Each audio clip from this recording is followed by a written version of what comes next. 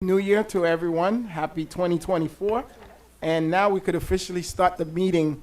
We have our parliamentarian in the house here. So we could start. Roll call, Madam Clerk. How are you, Madam Clerk? Happy New Year. Happy New Year. Happy New Year, everyone. Mayor Desilme, Here. Vice Mayor Estime Irvin, Present. Councilman Galvin, Here. Councilwoman Timothy, Here. Councilman Charles. Present. Mayor, you have a quorum to proceed. Thank you so much. We'll stand for the Pledge of Allegiance, and then we will follow by special prayer, and we'll take it from there. Chief Gaz with the, go ahead, Chief. Good evening, everyone. If you all could join me in the pledge. I pledge allegiance to the flag of the United States of America and to the republic for which it stands, one nation, under God, indivisible, with liberty and justice for all. And then we're going to have Ms. Geraldine with the prayer. Whitaker. Again, a prosperous new year to each and every one. You all look so nice tonight, so lovely. And throughout the meeting, you will still have that smile. Let us pray. Heavenly Father, we come before you with thanksgiving in our hearts, knowing you are the way, the truth, and the life. As this council carry over old business and present new business, we invite your presence. The word declares, in all your ways acknowledge me, and you would direct our path. There's business of great significance that need your guidance. Let the council and the presenters make the right decision for the good of our great city, North Miami. Take away all animosity, division, and wrong attitude or motive from among them, and unite their hearts with singleness of purpose, wherein all will benefit. Let them make wise decisions. Let the labor of this council not be in vain, but rather productive. We thank you now, Father, for the answer. This we ask in your name, in your glorious name. Amen. Amen. Thank you so much, Pastor Whitaker.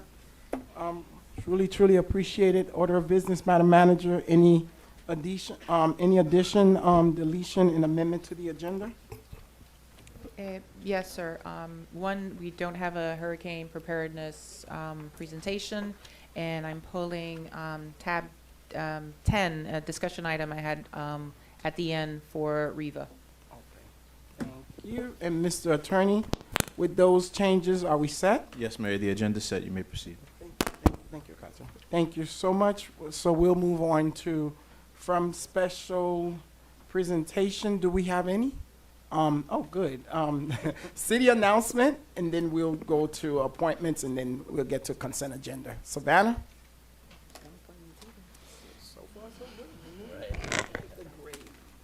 Good evening, Mayor, Council, staff, North Miami neighbors, and guests. My name is Savannah Smith, and I'm presenting the following announcements on behalf of the City of North Miami. Are you concerned about speeding and cut-through traffic in your neighborhood? Do you want to make your streets safer for pedestrians, cyclists, and children? The City of North Miami is conducting a comprehensive study to identify and address operational issues related to cut-through and speeding traffic in our city. Please take a few minutes to share your comments and suggestions by scanning the QR code or visiting our website. The City of North Miami Leaders in Training, or LIT program, is designed to develop our city's next generation of public servants through higher education preparation, career readiness, and enhanced understanding of local civic processes. This application deadline is Friday, February 16th, 2024. For more information, visit www.northmiamifl.gov/LIT or contact 305-893-6511, extension 20,000. Join Councilwoman Cassandra Timothy for a month-long commemoration of random acts of kindness. More than 600 seniors in North Miami need your kindness. Donations are accepted now through Friday, February 23rd, 2024 at 3 locations: North Miami City Hall, the North Miami Police Department, and the North Miami Public Library. Submissions are now being accepted for the library's Black History Month, The Me I Choose to Be for My Black History poster contest, now through Wednesday, January 24th, 2024 by 7 p.m. The contest is open to children ages 6 to 13 to create a cool self-portrait that captures a fantastical or real-life representation of themselves. For more information, call 305-891-5535. Attention, all graduating seniors and parents of graduating seniors. This workshop is for you. Join us on Wednesday, January 24th, 2024 from 5:30 to 7:30 p.m. at the North Miami Library as we break down the new FAFSA process to help you pay for college. No registration is required. Councilwoman Cassandra Timothy is thrilled to extend a cordial invitation to an exclusive Tri-Chamber Networking Reception event on Thursday, January 25th, 2024 from 6 to 9 p.m. at the Scott Galvin Community Center. This exceptional gathering brings together the dynamic forces of the Miami-Dade Chambers of Commerce, the Greater North Miami Chamber of Commerce, and the Haitian American Chamber of Commerce of Florida. Join us on Thursday, January 25th, 2024 at 9 a.m. at the North Miami Motor Pool for an exciting opportunity to explore various career options in the public works sector. Whether you're a seasoned professional or just starting your career, this job fair is the perfect chance to meet with representatives from the city of North Miami. For more information and to RSVP, please visit northmiamipublicworkscareer.eventbrite.com. Mark your calendars for 2 events at the end of the month. This Friday, January 26th, join us for Jazz at Mocha, presenting experimental jazz duo Twin. Come hear a sound that is both vintage and modern, stretching across indie electronica, breakbeat, hip-hop, and funk. Seating starts at 7 and the concert starts at 8. The following day, January 27th, members are invited to learn all about the journey of art collecting with Mocha Executive Director Shauna Sheldon and Art Advisor Laura Rafe. Not a member yet? Become a member today. Visit mochanomi.org for more information. Join us in celebrating Black History Month. The City of North Miami invites you to a series of inspiring events throughout February. Explore the rich heritage, cultural diversity, and achievements of the Black community. Join us for the kickoff event on Thursday, February 1st, 2024 from 6 to 8 p.m., presented by the City of North Miami and the Friends of North Miami Public Library. Winners of the North Miami Library Black History Month contest will be announced. Light refreshments will be served. RSVP online at nomiafricanamericanarts.eventbrite.com. Join Councilman Pierre Franz Charles for a community engagement every first Friday of the month. Let your voice be heard, share your ideas, and be a part of the positive change in our community. Save the date and come together for a night of connection on Friday, February 2nd, 2023 from 4 to 7 p.m. at the Rotary Overbrook Shore Tot Lots. Don't miss North Miami's biggest weekend to happen in our city. The NOMI Music Festival will take place on Saturday, February 24th, 2024 at Cagney Park. It will surely be an unforgettable night featuring live performances, a DJ spinning your favorite old school hits, food, and friends gathered under the stars of North Miami. For more information and to purchase tickets, visit nomifest.com. To stay up to date with NOMI news and events, log on to North Miami's website at www.northmiamifl.gov. Click on Connect with NOMI on the homepage to sign up for the city's newsletters. Also, follow us on Facebook and Instagram at North Miami FL and on Twitter at NOMI News. This concludes the city announcements. Thank you so much, Savannah. And while we have all the residents in here for our first meeting, we're going to have a quick capital update by Jeff Geimer. Okay, Jeff, thank you. Good evening, Mayor, council members, staff. Jeff Geimer, Assistant Public Works Director. Just wanted to provide a quick update on some of the projects that we have going on in the city right now. The first one, and it's been a while, and I'm excited to announce that the Cagney Park North project, the invitation to bid was released on Friday, so we're currently under the cone of silence for that project. And we anticipate bringing this to council for award in May and seeing construction start in July if everything moves on schedule. As the next project is Breeswept Park. The invitation to bid was released on that project yesterday. So we're excited to announce that things are moving along on that one. We have the playground that was already approved by the mayor and council, which should start construction in April. And we have the spray ground that we're in final negotiations with the vendor on. And then the rest of the amenities are part of the invitation to bid, which is also under the CONUS Highlands. There's 2 roundabouts that are in the various phases. The first one is on Northeast 5th Avenue and 141st Street. That was, the construction documents have been prepared, and that will be out to bid next month. And the second circle is on Sans Souci Boulevard and 18th Road. That circle is just in the beginning phases. Both of those circles came in before we started the citywide traffic calming study. So the citywide traffic calming study is currently out, and the consultant is doing data collection as we speak and soliciting resident input. If you do want to provide input on the traffic calming study, please visit the city's website and go under projects, and you can provide input on the traffic calming study. A few other projects that I wanted to highlight are the North Miami Tot Lot, North Miami Library Tot Lot. The vendor has been selected and the equipment has been procured, and construction is to start on that project in March. And then the final one that I wanted to provide a brief update on was the septic to sewer conversion project for phase 1, which is on Northeast 3rd Court. We are working with the residents along Northeast 3rd Court from 131st Street to 135th Street to convert their septic systems onto city sewer. Survey work has been completed, design work is completed on that as well, and we're hoping to go out to bid in late February, early March on that project. And if there's any other questions, I'm here to answer them. Yes, I do, Mr. Mayor. Thank you so much for your report.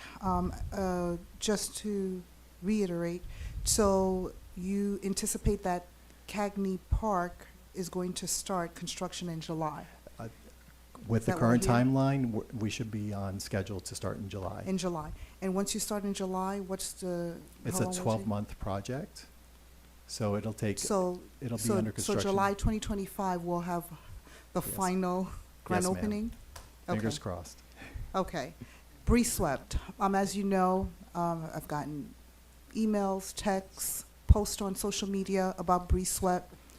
Yes. So I want to understand exactly. Thank you so much. I know that the supplies are here. When is something going to happen for real? Well, with the, everything has been procured with the vendor. Lead times are 5 months on the playground equipment. So the playground equipment has been ordered and will be delivered approximately March, and then we should start construction shortly thereafter on the playground and the shelter pavilion. The Vortex spray ground, that vendor has provided final pricing to us, and we're currently in final negotiations with them, and we hope to bring that item to you by the end of February. And if that is the case, we should be able to start construction on the spray ground in May. And then the invitation to bid for the other elements, which is the fencing, walking paths, and other elements within the park, landscaping, basketball court. That's part of the invitation to bid that went out yesterday, and we should be bringing that to you in late April for approval, and then we should hopefully start construction on that in May, and that'll take about 60 to 90 days. Okay, so we've pulled out all the permits that are needed, so there's no need for permits, or there Well, still as there? as each one of those comes along, we have to pull the permit, because it's the general contractor that has to pull the permit. Okay, for the sewer, because I remember at one time we were talking about the sewer, that line is already set up? ready? We did not, we were able to get around having to do a sewer connection for that, so we're good to go. The spray ground is going to actually just drain into the existing, in the park. We'll set up pits, and it'll drain right there. So we because it's didn't have clean to do water. the sewer? No, ma'am. But I was told that was the holdup. Well, That was one of the delays, and then we were able to, because it was So going to when be. did we realize that we didn't have to do the sewer? Well, after we discussed it with the vendor, that we're, they have a system that can be utilized without going to a sewer. That's, and the main reason for the sewer was because we were gonna install bathrooms at the facility, which is no longer happening. Okay, so I'm requesting, Madam Manager, that I get a monthly update, because as you know, because I think I forwarded it to you, I'm tired. People are asking me, when is BREESWEP? And, you know, and I'm, like right now, I'm surprised that we don't have to do sewer anymore. I was told that was the holdup. So I'd like to get, you know, a monthly update, please. Yeah, can I add on to that? We could do it on the monthly, at one of these meetings like we done here with Mr. Geimer. At least we get a Yes. comprehensive, and the residents will hear Yes. of things that's going on, because it's been ongoing. Any other members? Lastly, I just want one quick question. Do you still update the website that has all Yeah, of these that was the projects? other thing. Yes, the website's It's pretty up to current date? right now. Okay, thank you. Is BREESWEP, did we, through redistricting, is it still in your Still- district? It's still in District Okay. 3. Because I know the question street. Yes, sir. What's the website address? It's under the city's website, northmiamifl.gov, and you just click on capital projects. Gotcha. We had a short and hyperlink. Is it still hyperlink CIP or no? It might be that. Sorry. On, Mr. Mayor, if I may continue, Go just a ahead, couple sir. quick questions. On Cagney Park, Thank you. is the school board and the county out of it now? It is now fully and solely a city construction project. We're responsible for everything related to everything going forward. We're not waiting on them for any other reason. We can't use them as an excuse for anything. It's all on us now. The school board will approve funding as it goes through. They're holding the escrow, so they do approve the funding, but as far as delays associated with them, no. Okay. On to the athletic stadium bleachers. You mentioned that the east bleachers begin in March. What's the timeline for finishing those? So once construction starts, it should be 8 weeks. Okay, and then what about the west bleachers? So what our goal is to get the, basically the infrastructure, the concrete pad in place while that, the east side is under construction, so that when they're done with that in the 8-week period, that they can start construction immediately on the west side. And that one will take, 10 to 12 weeks, because it's a much larger bleacher system and it has a press box associated with it. Good point, okay. And there's no foreseen delays from any other entity now that we're at this moment? I'm trying to get excited, but I'm tempering my excitement. You know what I mean? Like, Yes.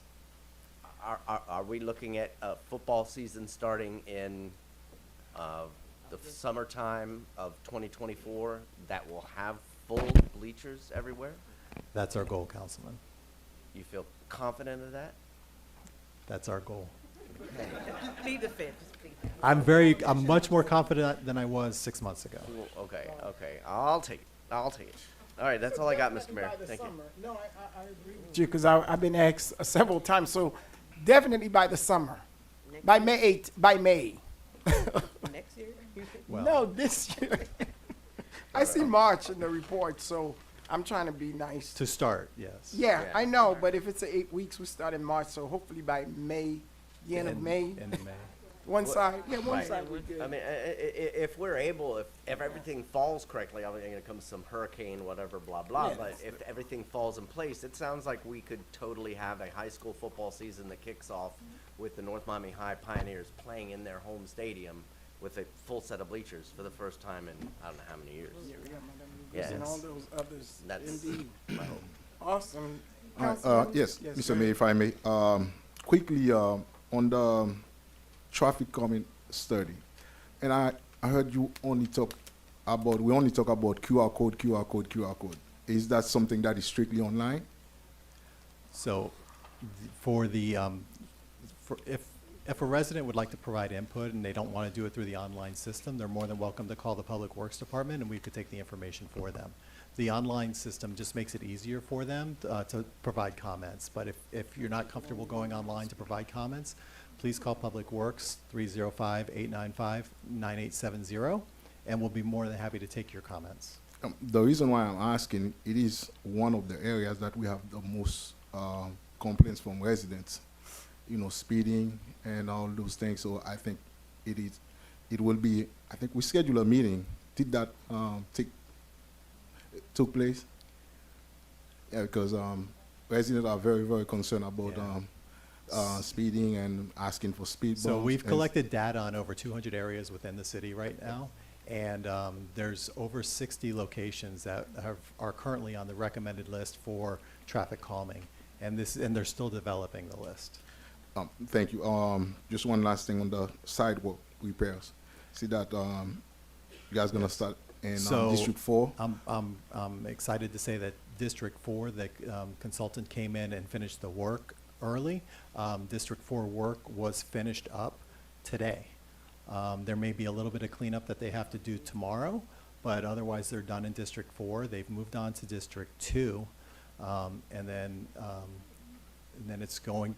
The contractor is moving along really quickly, and we were anticipating this project taking about 6 months. We hope to have them done in 4 months. Okay. All right. Thank you very much. Yeah. Exactly. That was my last point. So we. Yeah. Can you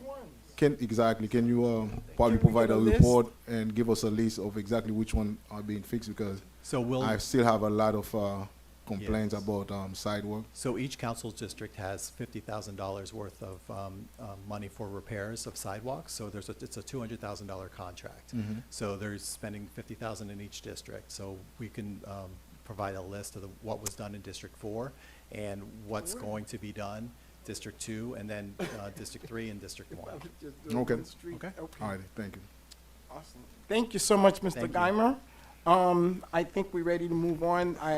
Madam Clerk, there's no appointments, correct? Correct. Awesome. Consent agenda, please? Consent agenda. Unless a member of the City Council wishes to remove a specific item from this portion of the agenda, tabs A through C constitute the consent agenda. These resolutions and items are self-explanatory and are not expected to require additional review or discussion.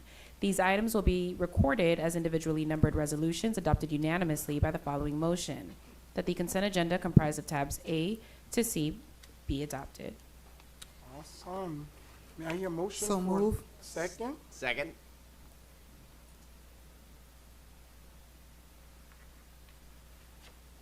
I have a motion made by Vice Mayor Estimate Irvin to approve the consent agenda. The motion was seconded by Mayor Desilme, or were you asking for the second? No, that's fine. Councilman Galvin, I'll get the next All one. right. Was seconded by Councilman Galvin. All in favor? Aye. Any opposed? Motion carries with a 5-0 vote. Thank you so much. Item D. Tab D, a proposed resolution of the Mayor and City Council of the City of North Miami, Florida, approving the 10th Amendment to the lease agreement between the City of North Miami and Alito Partners, Inc., authorizing the city manager and city attorney to negotiate and execute the amendment, providing for an effective date and all other purposes. Tab D. Thank you so much, Madam Clerk. Before, I don't know if we have any presentation, but let's open public hearing on the item, tab D. Let's see. You coming to sit, Sarah, or you coming to talk? Okay, go ahead. We have a seat in the front too. Hi, everybody. Sarah McDevitt, 14490 Northeast 10th Avenue. I don't know if there is a presentation. It would be awfully nice to see it before I say anything, but just in reading over what was presented there, I did have some concerns. You know, everybody knows that field space, park space in general in our city is limited. You know, everything we've got east of 95, we've got 2 fields, that's it. They're both attached to high schools. We've got tons of kids who've come up through our community, you know, elementary, middle, and high school age kids who've not had the opportunity to engage in recreation sports here. And I just feel a little bit worried that the way this is written is so vague. We don't know what we're gonna get, and it does sound a little bit like the way it's written, that there's not gonna be any field at all. And there's not even a definition that we're gonna have play equipment. So I just would like to know if there's some way we can ask for Sure. a little bit of clarity about what we will get, before we just leave it up to, you know, maybe a trail system and nothing else. Parks are part of our community. Parks are what make community and make community possible, and I just would hate to see us leave it up to the developer to decide that we don't really need a park space that all of us can join together. Well, Thanks. well, point, and in which I mentioned the same question you had. I had the concern. I raised them during the briefing, and I'll have the attorney or the madam manager give an example after public hearing is closed on the definition in terms of what the item does. Anyone else for public hearing? Seeing none, public hearing is closed on tab D. Who would like to explain it? So on the point of the parks, Mayor, per the lease agreement between the city and the developer, there are parks that are required, but as you know, Solomia is on its own development regime, which means they build, they come to us. It doesn't really come to the council. They're under their own thing. So they come design it. The only what we're doing in this 10th Amendment is that what the developers express is that already they're starting to see that folks are not using the parks, because if a park is too far away in this heat, no one's walking there. And the way the lease agreement was written, it would require that central park kind of feel all the way down by 143rd where the community center was going to be. And the fear was that no one was going to use that park. And so what this does is that they still have the same requirement to build the same amount of parkland. It's just that they can distribute it throughout the project. Sarah, you kind of get it? That's what they told me, and I was okay with it. Like, we're not taking any land away or any green space away. Instead of them having a large park, like any of the football field, they'll just break them in near the different communities that they're gonna have within the development. In Will you terms allow of me that. to just comment again? Right And after, real quick, go additionally, ahead, Madam Manager. Mayor, Yes. additionally, Cyrus. part of the lease agreement was the city was required to build this Oh, yeah, that community too. center. And we didn't do that. And, yes, and so we're focusing, we refocused it to the Scott Galvin Center. Yes. So that is That was part of that. that was part of that. But they So still going to give us they're gonna the same. build, yeah, they're gonna build the equivalent number of park spaces throughout, and they're gonna have their centers within their complexes or near their complexes, but the same amount of green space that they're required to do, they have to do. They The have to do difference it. is, again, the obligation was really on the city side to build a community center for that area at the time. Okay, yes, So- I remember. Very Correct, well. Mr. Attorney? Yep. Yeah, I mean, if I can add, obviously, when I negotiated this into the contract, when the Solomia / Biscayne Landing / Munisport / Interama project got underway, we didn't realize that the opportunity to get the community center that used to be at Johnson Wells would ever come along. The idea was to build what we've now already got at Solomia. And when we got the new community center, it made no sense at all to build a second community center a mile away, essentially. So that's where the city, made the arrangements to not build that big of a facility there, still provide park land, still provide area for people to play, but not expect it to be the exact same thing that we already have at that new community center. I would just ask if I would be allowed to comment just one more time. I Yes, mean, real quick. The community center, I 100% agree. The community center, it's an excess of built structures, but I do just want to say again and again, we don't have sufficient field space in our community, throughout the entire community, to Sarah, allow a recreation program to be developed in our community. And so that's something that I fear, giving up those types of opportunities. And then also the idea that, recreation spaces within buildings, I think that that's great, but that doesn't allow an entire community to come together. That's not a public park. Those are spaces that are limited to maybe residents in buildings. Right now they have a large lagoon. It's a beautiful space, but that's not a public space. No, it's a not. space only relegated to the people who live there. So if we want to make sure that the Solomania community can come together with people throughout the North Miami community, you know, guaranteeing that we have things like play structures or field spaces is really the only way we can do that. And I just would like to see a little bit more clarity around what they're asking to be able to do and make sure that that's open to a public. Do we have representatives of the Oleta Development Partners who can tell us a little bit about that?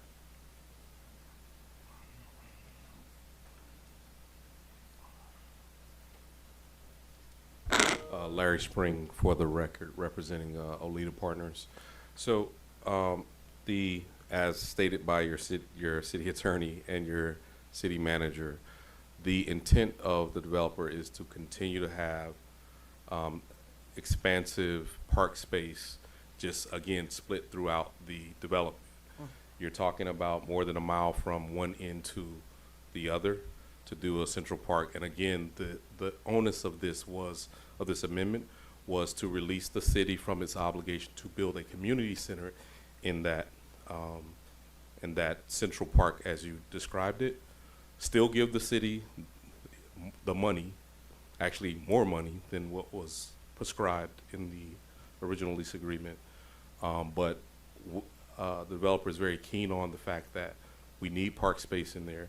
And I think you guys have, through various engagements with myself and the developer, we want to have school. There are already tot lots that we've built that will be open to the public. All of the areas, we're starting the build of the condos around the lagoon, so there will be trails, but also open space for play areas and things of that nature that will be built throughout the 183 acres.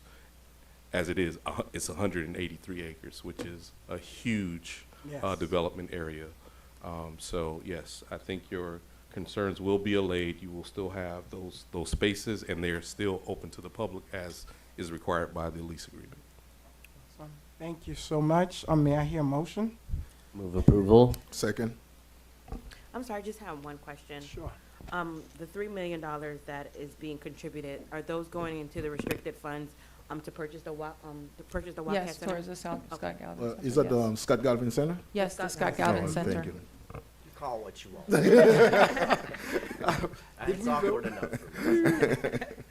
I have a motion made by Councilman Galvin to approve the item at tab D. The motion was seconded by Councilman Charles. All in favor? Aye. Any opposed?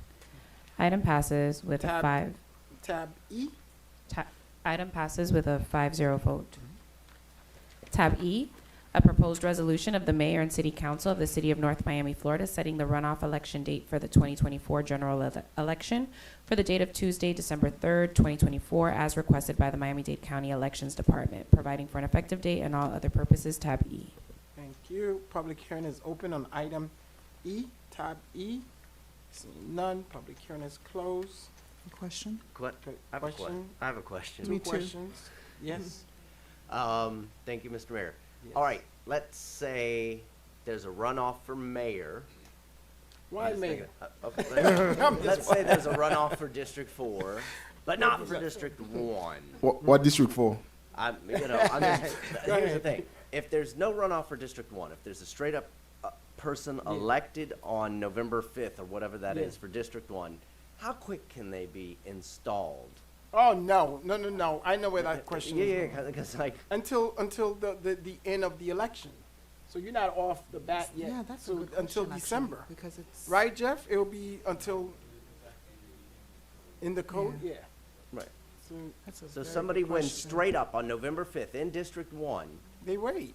they're gonna wanna take their seat as quick as they can, and I'm gonna be like, No. I'm gonna be throwing roses at their feet and It's be a like, here you month. go, here It's you a go. month. It's 3 weeks. Yeah, no, so pursuant to our charter, section 37, induction of council into office, the first meeting of each newly elected council for induction into office shall be held at 7 o'clock in the evening on the second Tuesday Of the month. next following the general election. So the first Tuesday after the runoff, You're if not any. off yet. So that's the earliest you could do it. So, This- no, but I want to, so look at the calendar then, let's look at the calendar. And this, Let's look at the calendar. No, but his question. I understand, I'm just We gotta trying go to into make sure I have some Thanksgiving. specificity, because I will be asked this question a lot. If the election is on the first Tuesday Mm-hmm. of November, November 5th, That person, if they win on November 5th, is installed on November the 12th. Not really. No. No, because your election, yeah, not what he just, but not only that though, yeah. The 19th of November. But that's if we have a meeting. Well, you don't need the meeting to. No, I to know, induct. that, I'm just saying, Jeff, that's Right. if I have a meeting. So I know what Scott is trying to do, and I'm trying to tell Scott, December I'm trying to 5th. graciously December give up 5th my is- chair. That's my birthday. December 5th, you could do Okay. whatever you want to do the I hear 5th. you, That's I like hear 2 No, weeks. but- Item, I have a did the item pass? Oh, we No, still on I'm the still, item. I'm Go still ahead, on I'm sorry. questions. So just wanted to understand on the record, typically in our past elections, when we've had it, 2 weeks after we've had a runoff. So why, can you explain why that it's not 2 weeks after? So one of the things that the city has done is that our elections are administered by the election department. And the election department came to us and said that I believe it's 14 days under our charter that you're supposed to have the runoff. It's not enough time for them to get the notices out, so they've asked us to have this resolution on our agenda to change the date. Right. So what are the dates also that the election department suggested? I believe it was December 3rd and December 10th. Okay. Please go with So- the 3rd. Yeah, no, go on with the 3rd. But 2 weeks, that's beyond 2 weeks, right? That's giving them more Right, time. that's almost a month. But I get it, A because month? they've got to Okay. do early voting, they've got to get the ballots, vote by mail, which is a big thing. When we set our charter with 2 weeks, there was no such thing as vote by mail, there was no That's such true, thing too. as early voting. So we've still got an outdated Yeah, the provision in our provision of charter, the charter, probably, that a whole bunch of stuff. All right, thank you. Public hearing was closed on the item, motion. Move for approval. second. I have a motion made by Councilman Charles to approve the item at tab E. The motion was seconded by Councilman Galvin. All in favor? Aye. Any opposed? Item passes with a 5-0 vote. Item, tab F. Tab F, a proposed resolution of the mayor and city council of the city of North Miami, Florida, authorizing the city manager to issue purchase orders to HydroStop LLC as the sole source provider for the HydroStop system in accordance with section 7-143 of the City Code of Ordinances for the purchase of 4-inch to 12-inch InstaValve 250 equipment with hydraulic drive and power pack at a cost not to exceed $81,596. Providing for an effective date and all other purposes, tab F. Thank you, Madam Clerk. Presentation, Madam Manager, Mr. Estrada, anything? If you have any questions, be glad to Not take them. really, it's for our water, so we get that. No, public hearing open on the item, public hearing closed. May I move the item? Can somebody So move it? move. Second. I have a motion made by Councilman Charles to approve the item at tab F. The motion was seconded by Councilwoman Timothy. All in favor? Aye. Any opposed? Item passes with a 5-0 vote. Thank you. Awesome. Thank you, sir. And now, we are waiting for Miss Love to come in. As Miss Love is coming to the podium, Madam Clerk, item tab G. Tab G, a proposed first reading ordinance of the mayor and city council of the city of North Miami, Florida, amending the city's 2015 comprehensive plan by adopting the 2022 evaluation and appraisal review, parentheses EAR, based of comprehensive plan amendments, providing for transmittal, repeal, conflict, severability, correction of Scrivener's error, codification, and for an effective date, tab G. Good evening, Mayor and Council. For the record, Debbie Love, Director, Development Services Department. Tonight, before you, for this item, is the rehearing of the comprehensive plan. We have our consultant who is going to be joining us remotely. She is ill and contagious, but she does have a brief presentation, very quick, 2 slides, to give you an update on where we are. If, Ms. Vargas, are you on the line now?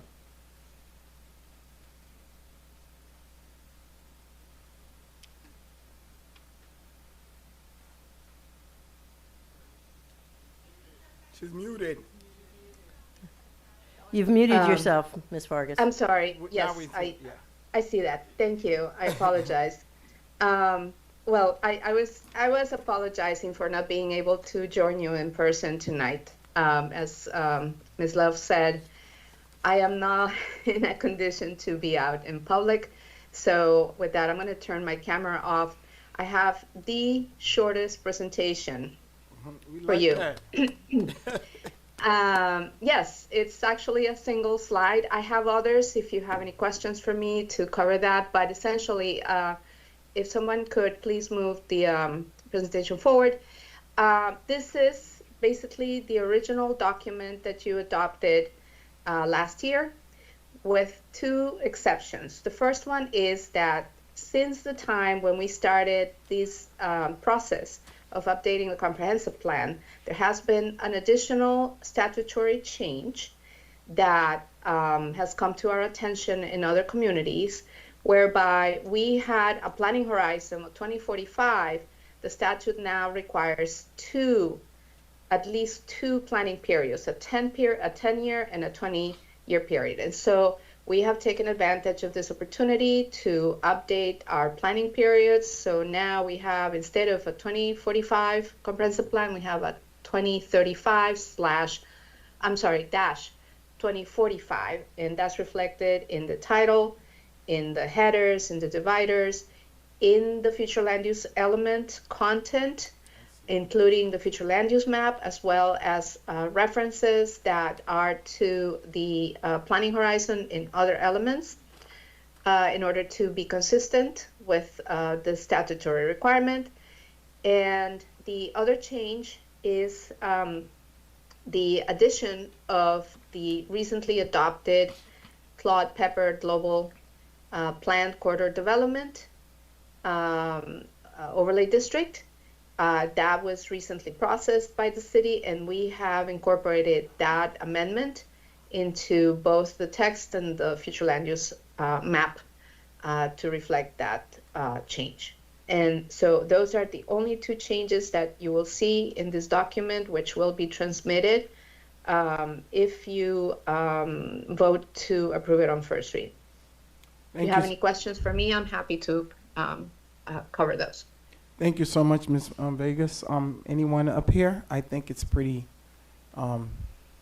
clear on what we need to do in terms of that. But this was from the state, though, Madam Manager, correct? Or Debbie, was this from the, yeah. Yes, sir. We were late. We were, typically, you don't get any problems if you're Yeah. 30 days. This was 17 days. They Yeah. did this to all the cities Okay. with no notice, and they're returning, as they said, these letters go out every single day, and I get to answer the same questions every single day. You're not the only one, Debbie. Makes me feel better a little, I guess. Yeah. Well, thank you. If I may just throw in, it's Yes. actually, some other communities have gotten it worse, and I have some really horror stories that I could tell you. But yeah, so you're not in bad company, and you're not in bad shape. Awesome. Thank you so much, Ms. Vegas, for all your work. Thank you so much. May I, I'll move it. Second.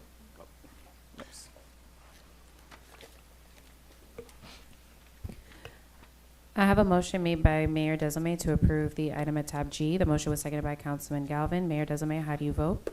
Yes. Vice Mayor Estimate Irvin, how do you vote? Yes. Councilman Charles, how do you vote? Yes. Councilwoman Timothy, how do you vote? Yes. Councilman Galvin, how do you vote? Yes. Motion carries with a 5-0 vote. Thank you, Debbie. Thank you, Ms. Vegas. Thank you, Madam Clerk.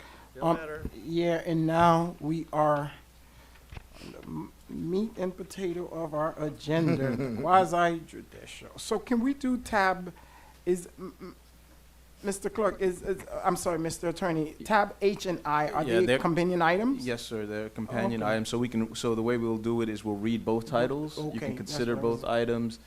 It's just when the time comes to vote, we To just vote, we voted them vote separately. Okay, awesome. So I'm going to consolidate this Yes, and make it quick please. for you all. Mm-hmm. All right. Hold on, let her read it. Oh, I am Ms. so Love. sorry. I forgot all about Yep. that stuff. Madam Clerk, and then you could consolidate it for us. Thank you. Yes, sir.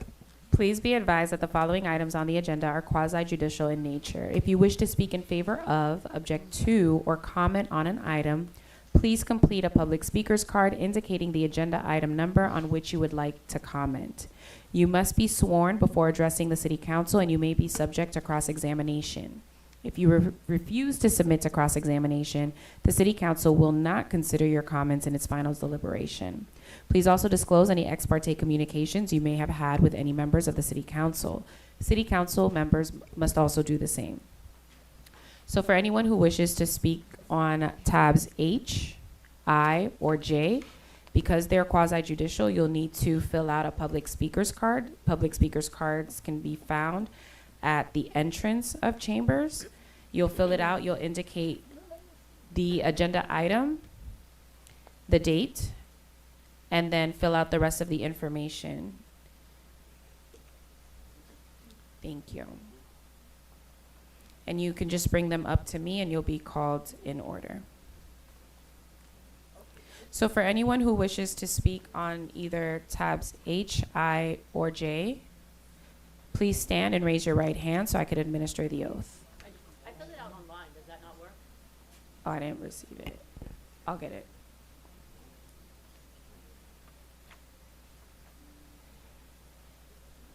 All right. Please raise your right hand.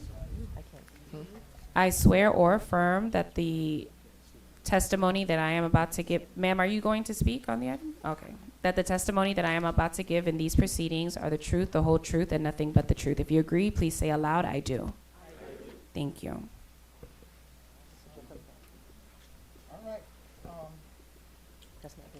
All right. Tab H. Yeah. Oh, you didn't read it yet. Go ahead. A proposed first reading quasi-judicial ordinance of the mayor and city council of the city of North Miami, Florida, amending volume 1, goals, objectives, and policies of the city of North Miami 2036 comprehensive plan. Specifically by changing the official 2036 future land use map designation from high-density residential to commercial/office for the approximately 0.25 acre property located at the northwest corner of Northeast 123rd Street and Northeast 15th Avenue, and specifically identified with Miami-Dade folio number 06-2229-047-0011 in accordance with section 163.3187 Florida Statutes 2023, and Article 3 entitled Development Review, Division 3, Section 3-302, Sections 3-1104 through 3-1107, Section 3-1109, and Section 3-1110 of the City of North Miami Code of Ordinances, Chapter 29, entitled Land Development Regulations, Tab H.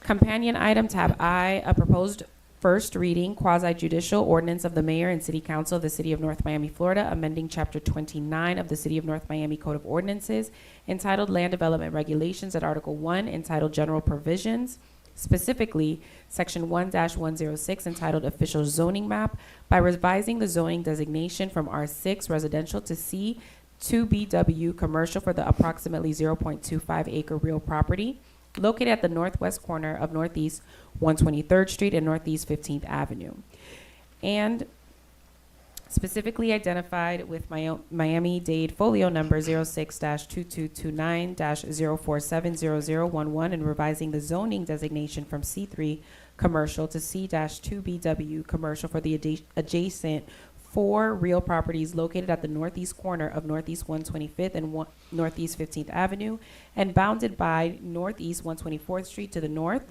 and specifically identified with Miami-Dade folio numbers 06-2229-045-0390, 06-2229-045-0380, 06-2229-045-0360, and 06-2229-045-0350 in accordance with section 166.041, parentheses 3, parentheses capital C, Florida Statutes 2023, and sections 3-1002, 3-1003, 3-1005 through 3-1007, and section 3-302 of the City of North Miami Code of Ordinances, Chapter 29, entitled Land Development Regulations, declaring the zoning map amendment to be consistent with the city comprehensive plan.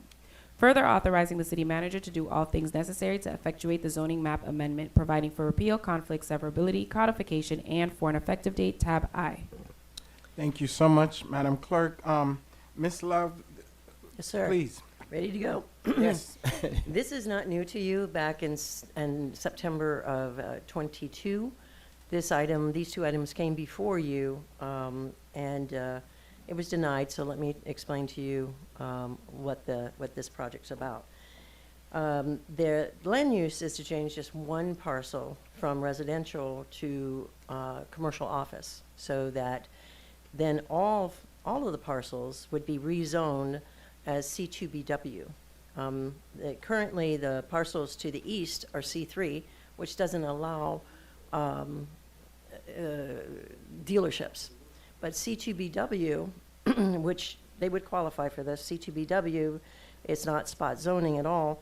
Through a special exception, they could do the dealership and the parking lot. And so that's essentially what the request is. You all initially, Planning Commission had approved it previously. Yeah, when it came before you all in October of 22, you all decided to vote it down. Then in December, as you recall, you all agreed to reconsider it, and that's why we're here tonight. So short and sweet, what would happen next, if you, assuming you approve it, it will come back for second reading. We are sometime in either the second, it would be the second meeting, at least in February. It's sort of a tentative right now. And then because of the future land use, it doesn't become effective for 30 days after that. So then at that point, then they have to come in with the actual project. So we don't, and the applicant does have a brief presentation for you as a reminder. And they are also here to answer any questions for you. Before that, if Councilmember Timothy, since you're the person bringing it back, if you have any remarks you want to make, I'll wait if till not, after the applicant. after the applicant. Okay, where's the applicant, Ms. Love? Oh, come on up. This mic. Sure. Hey.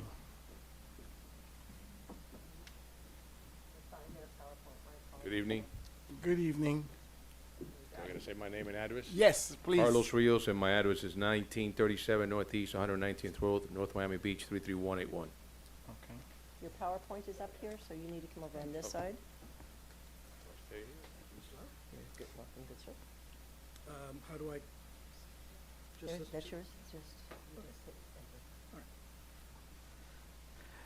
Good evening. For the record, my name is Aris Garcia, and I'm an architect representing Mr. Rios here. The name of my firm is Wolfberg Alvarez and Partners, with offices in Coral Gables.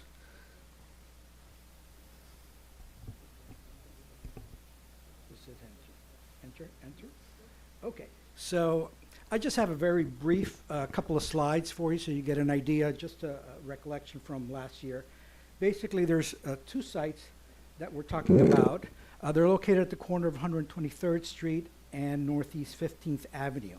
Site A, which is a larger parcel, is half an acre, and Site B, just across the street, is a quarter of an acre. The site, as Ms. Love was stating, Site A currently is C3, and across the street, Site B is R6. Both parcels are part of your North Miami Transit Station Overlay District.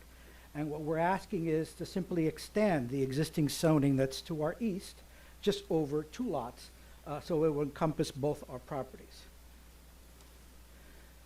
This is a photograph of the site. As you can see, there's existing commercial activity up to our site, and we would just be extending that same zoning over. Here's what's across the street from our side. It's just a parking lot with high-rise residential far in the distance. Here's the corner view of the site from 123rd Street. So as you can see, it's just an empty lot. Here's another view of the same empty lot. And here's the smaller parcel across the street. And our neighbors is basically just surface parking areas with high-rise residential. Same shot. View of both parcels, one across the street from each other. As Ms. Love was saying, the purpose of our request is so that we can develop the property as an automobile showroom. Site A would have a small 4-story building, and Site B would be surface parking.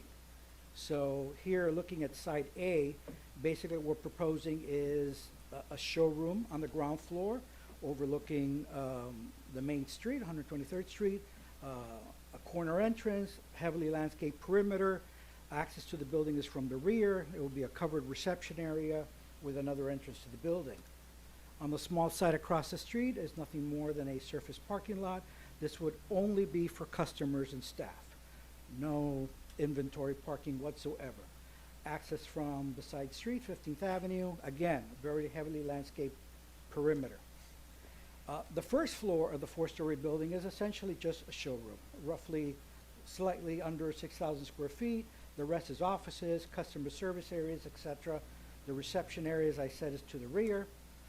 On the upper floors, we have some vehicle service areas, parts storage, some employee support spaces, and then the remainder of the building is nothing more than inventory parking. That way, there will be no vehicles on the street or in the adjacent property that can be seen. Same goes for the roof. Here's a quick massing study. This will be the view from northeast 123rd Street.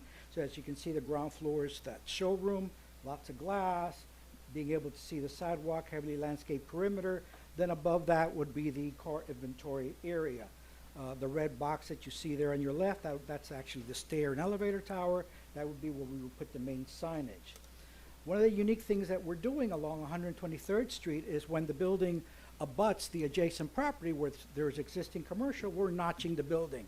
And thereby creating a wall where we can have some artwork. So that'll be our art wall. Right now, for purpose of this presentation, we're just showing antique Alfa Romeo cars. This is the view from the rear of the property. So as you can see on the ground floor, you have that reception area that you drive through and access the ramping. Here's a view from northeast 5th Avenue. And that's essentially it. Mr. Rios? Exactly what you were saying. Like I said, I'm a resident of North Miami Beach for the past, I want to talk a little about myself. For the past 22 years, I first bought the property in 2001. I ended up knocking it down and building it in. So I've been in this, like I said, I've been in the sector probably a good 22, 23 years. The reason why I decided to do this project is because I love the city. I've been here for quite a while. I've seen the growth of the city. It's growing, as I see now, it's growing little by little more and more. It took a while, but now it's moving. It's moving along. I see it in the 125th. I see it in the 135th. I sit on Biscayne Boulevard. So I want to keep my business. I bought this business 5 years ago. It's on 131st and Biscayne. It's been sitting for 5 years. I've been leasing that property from the landlord for 5 years. So I've created a big expense on there. So I decided to buy a piece of land and build and you know, obviously stay in the city, within the city. So I'm not moving anywhere. Oh, awesome. You didn't mean North Miami Beach. You No, meant North Miami. North Miami, I'm Oh, sorry. okay. I just don't want know why Miami Beach. I've been in San Souci for That's probably for why. 22 okay. years. No, I 22 know years you. plus. Yes, somewhere in. Okay. I don't know why I said Miami Beach. I know. Our neighboring city. Okay. In terms of that, Madam Clerk, do we have any folks who want to speak against? Oh, for this. Okay, perfect. Awesome. So we have two mic. Thank you, sir. Yes, I- We're gonna do that. So Claudia, you're gonna come up, and then Arias Garcia, right after. Oh, and Sarah. Okay, and Sarah, you'll be right after Arias. So. And then who else? I'm Aris, by the way. So Oh, okay. So you good. So you here. Okay, so it's Claudia and then Sarah.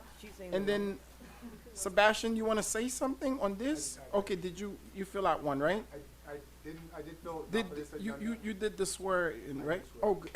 So I'm just Okay. going to edit your card to include H, I, and J on the same one, Awesome. correct? So Sebastian after Sarah, and then we good to go. So it's Claudia, Sarah, then Sebastian. Oh, okay. All right, Sarah, you go first. Took my spot, so. Go ahead. All right, Sarah McDevitt, 14490 Northeast 10th Avenue. So the TOD that we worked so hard to establish, the upcoming train station development, it's really quickly coming, it's gonna happen. We're hearing all kinds of movement at the county level. It's really exciting. We have a lot of development in that area. People who know that this mixed-use development that we've prioritized throughout that area is going to have the opportunity for mass transit right there. And I have been mentioning on multiple occasions how concerned I am that we would take one of the prime properties in the closest proximity to that station that we have upcoming, within that quarter mile, which is the pedestrian shed from that station, and essentially turn it into something that is not conforming to what we have outlined through our TOD that we would like to prioritize. I also feel concerned that, this business, he is a long-standing business owner in our community, but time and again, we've heard through community outreach that this is not a business that is following code or complying with the rules or limitations of the agreement as it was laid out at the site that he's currently at. One would hope that at a new site, he could comply with code, but the truth is that the space that he's trying to develop into something where he might be able to comply is not a space that works with what we're trying to do at the TOD. So I would ask that we please not make these changes, that we please continue to seek out the best and highest use for these properties that we have within walking distance of our new transit station, and realizing that there's so many people excited to do business in our city now. This is not going to be a hard sell. Thank you. I think, Claudia, Sebastian first? Okay, that's to Mike. So go ahead. Sebastian Semla, 822 Northeast 125th Street. Hadn't seen this project before tonight, but I think it's a beautiful project. I think it seems to fit really nice. I think it's going to do wonders for the community. That area really just needs anything because it hasn't been touched in a long time. So I'm in support, and I wish him a lot of luck. Thank you. Thank you. Claudia Pasmino, 13504 Northeast 23rd Place. I have the opposite point of view. I don't think you just put something just to put something there. You put something that's going to benefit the community. So yes, it's pretty, it's modern, but how is it going to help day-to-day life of the residents? So I agree with Sarah, we should look at something that's more practical for the residents who are going to be walking and taking transportation. I don't think just put something just to put something that looks pretty. Awesome. Thank you so much. Seeing none on this item, public hearing is closed. Anything you want to rebuttal or add to it, to that, or you good? By the way, this is not a city project. This is their own personal property. They could do whatever they want as long as, in terms of that, it has nothing to do with us in terms of that. So just want to put that out there. Anything want to add? Okay. Council members? I'll start. Go ahead. Thank you, Mr. Mayor. I brought this item back at the end of last year for reconsideration after meeting with Mr. Rios for a few months now, since it was denied. Hosted several community meetings. We met with city staff, we met with the attorneys, and we just kind of went through the project and to really understand what you were trying to do. Because prior to that, we have not met. So I'm kind of disclosing at this time that I did. Yes, with the applicant. Madam Council Member, please, and thank you so much for reminding me so that we don't lose on track. Any disclosure on that point, because I totally forgot about it. Councilman Galvin? Yes, they did make outreach, and we did have conversations about their project. Okay, Councilman Charles? Your mic. Mike? Oh, no. Briefly met with Carlos, and then we talked about the project, yes. Okay, Vice So Mayor? I had ex parte communication months ago with, I think, Yeah. the lobbyist and the applicant as well. Yeah. Thank And as for me, I think since last year, but in the recent months, I haven't, in terms of no communication since probably more than 6 months ago. Thank you, Madam. Go ahead. Thank you, Mayor. As Mr. Rio stated, he is a resident of District 2. He owns his business in District 1, and due to high costs and inflation, he decided to purchase land, but sometimes we purchase land and don't realize what you can build on that land. So it was a teachable moment for the both of us to kind of understand where some mistakes were made. Oftentimes, business owners come to the city and they're opening up a restaurant or a business, and they're not zoned in that location, and they go before the Board of Adjustment, and they receive a special exemption so that they can open. So after learning about Mr. Rios' story and seeing what he was actually doing in that area, it's not your ordinary car dealership. It's something that, it's actually pretty, because right now that area is just, it's becoming a parking lot for neighboring residents. The ducks are all over there. And I was happy to bring it back for reconsideration after meeting and seeing what you were actually doing, because prior to, we didn't know. Like, I don't know if the majority of the council met or knew the project, but after seeing it, we realized this is something, I realized that this was something that I can get behind and support. And I understand that you are trying to, live the American dream and, maybe not rent, but own your own business. So I commend you for that, Mr. Rios. And that is it for me, Mr. Mayor. So much. Any other comments from my colleagues? Hearing none. And I did, lastly, Mr. Rios, I did mention to someone a couple months ago when we did meet, I said anything is because the last time this item was here, one of the reasons that I had voted down on it, we had residents here that was really, really outraged. So I do want to commend you. In fact, at least the outreach was done, because I don't see, the residents that was here, and I said to your representative, if the residents are okay with it, I'm okay with it. Once the residents are against, then that's the problem. So I do have to commend. At least that was done in terms of that. So again, thank you. If hearing none, I'd like a motion to approve. So moved. Second. I have a motion made by Councilwoman Timothy to approve the item at tab H. The motion was seconded by Councilman Charles. Councilman Galvin, how do you vote? Yes. Councilman Charles, how do you vote? Yes. Vice Mayor Estimate Irvin, how do you vote? Yes. Councilwoman Timothy, how do you vote? Yes. Mayor Desame, how do you vote? Yes. Motion carries with a 5-0 vote. Thank you. Thank you. Thank you. Thank you again. Thank you And very then, much. Good evening. so wait, Jeff, do we take another vote for tab I? Tab I, yes. Okay. So moved on tab I. Second. Okay.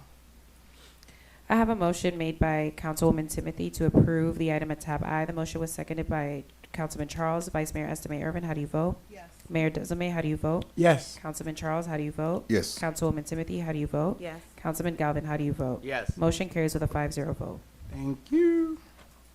Thank you. Thank you again. Thank you. Thank you. Now, the big item of the night. Tab J, a proposed quasi-judicial resolution of the mayor and city council of the city of North Miami, Florida, approving an application for a conditional use permit in substantially the attached form for the development of a 3-story, 12-unit apartment building with 19 ground-level parking spaces on one parcel of real property located at 555 Northeast 127th Street. Folio number 06-2230-024-0300. And totaling approximately 0.40 acres in accordance with Article 3, Division 4, Sections 3-402 and 3-407, Article 4, Division 2, Sections 4-202, Section 4-203, parentheses, capital A, and Section 4-205 and Article 4, Division 3, Section 4-305 of the City of North Miami Code of Ordinances, Chapter 29, entitled Land Development Regulations, providing for an effective date and all other purposes, tab J. Thank you so very much. Ms. Love. Again, for the record, Debbie Love, Development Services Department. This item, you saw this, in our last meeting of the year, and actually November 28th. And this item is a conditional request for a conditional use permit. They're looking for 11 bonus units to, they're located at 555 Northeast 127th Street. Oops, my apologies for that. It's a little less than a half an acre. Currently, it has a single-family dwelling on it. While it is zoned for R2 low-density residential on the future land use map, it is within the NRO, which still exists, and they are not maximizing what they could do at that site. They are allowed 90 feet there and up to 90 dwelling units per acre. And November, Planning Commission recommended approval, and when it came to you in November, you all deferred it to allow the applicant to meet with the community. And they did have a community meeting on January 4th. And you're going to hear from them a little bit about that, what they heard, how they, what they're doing in response to the community meeting that they had. Again, the project actually is going to be a 3-story, 12-unit apartment building. It's a great example of a very small infill development. And they have a lot of public passive space in the front. You'll hear a little bit more about the adjustment that they're making based upon the community feedback. Again, this is very lush landscaping. It has 100% Florida native vegetation. They are retaining a lot of the existing trees on that site. It's going to be a certified green building, and you'll hear a little bit more about that. The enhanced stormwater requirements, they're actually going 25% over the minimum that's required by Miami-Dade County. And in addition, they also have other things that will help further enhance the stormwater retention, like bioswales and rain gardens and green walls, and they're going to do rainwater harvesting. So the economic impact is 27 short-term direct and indirect jobs over the 2-year construction period. It may be less than 2 years, but it's they estimating 2.9 million in what's going to be paid to the construction workers. While the ad valorem tax is about $78,000 annually, part of that will be captured by the CRA. They will be paying impact fees of approximately $64,000. However, they will also be paying stormwater fees. They'll be paying other fees that we have over in the building department. The CUP conditions some of them are fairly standard that we require all developments to go through. Again, they have to go to DRC. They will need to construct and maintain that 6-foot wide sidewalk along the frontage. All the utilities would be underground, and they have to install and maintain those sustainability commitments. The next piece of this, assuming that you approve this, would be to go to DRC. They have to submit an application, have a really deep dive review, and then they will come back to you for final site plan approval. With that, that's the end of staff's presentation, and the applicant does have a presentation for you. They are here to answer any questions you might have. Sure. We already had the presentation from the last time. This is slightly different, sir. They're Okay. focusing on the results of their community meeting, because that's okay. what you wanted to hear about. Sure, absolutely. Are they here? The applicant? Okay. Just so we know, this one, you're going to this one. We do have 2 mics. Once the presentation is over 25 people, over 30 people signed up to speak on the item, so it's going to be a long night. But we are committed to hear everyone. But I will start. Well, I'll wait. I was going to call him out, but. May I have someone from IT come and pull up the vendor's particular PowerPoint, please? How long, Mr. What's his name? Should be fairly short. What's his name? Presentation. Okay. Edwin? Oh, Edwin, okay. Edwin, okay. Thank you. Alvarez, okay.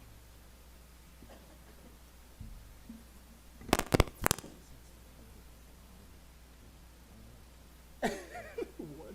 I know. I'm trying. 30 seconds. Go ahead.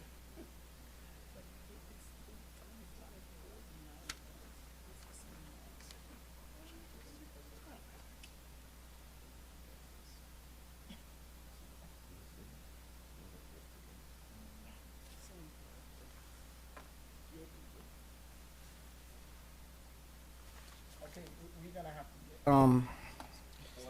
No problem, sir. Yeah, IT gonna help you out. You can start the presentation in terms of that. No, that's not it.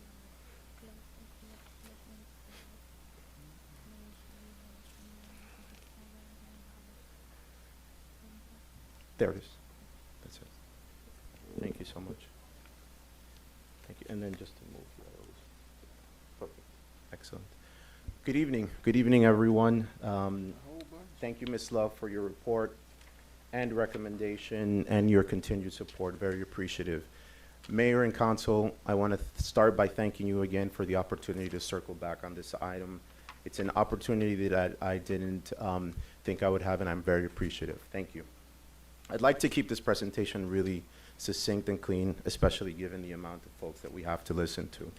The key items that I'm going to speaking about today are, number one, the task at hand, which is the assignment by the mayor and vice mayor, and that is talk to your neighbors. And the second piece, and the action items and updates that came out of that community outreach.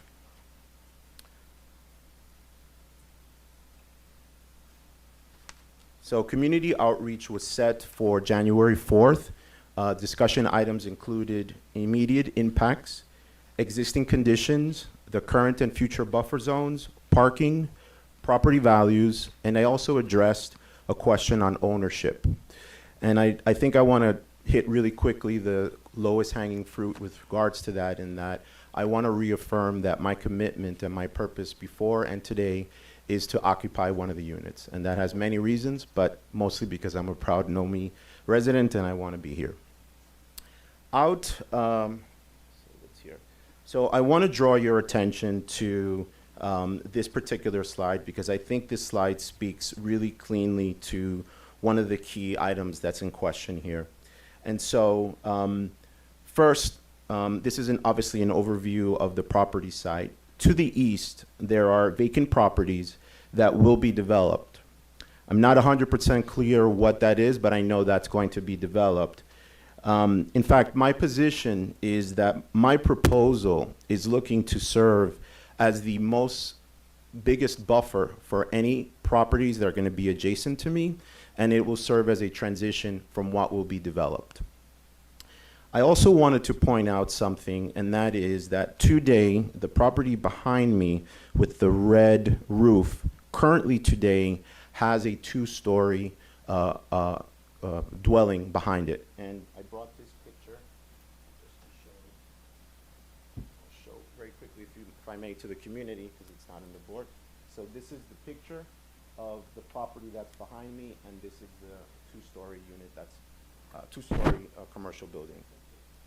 That's the church. So that today is a property that is closer to what my final product will be, but that's closer. Second, behind my property there are, and I'll go into it in further details, there are existing natural buffer zones that are created by existing large mature trees that are not going anywhere, and the reason they're not going anywhere is because they're not on my property. And so, to some respect, because there's going to be a park behind my property, we may use them for shading. We'd like to incorporate them. In fact, most of the landscaping that is there today, I'm going to take a guess, about 70% of it is going to be repurposed from plants and landscaping that I planted. So lastly, just to mention one more time, behind the property is going to be a park, and that is why the project is called NOMI Park.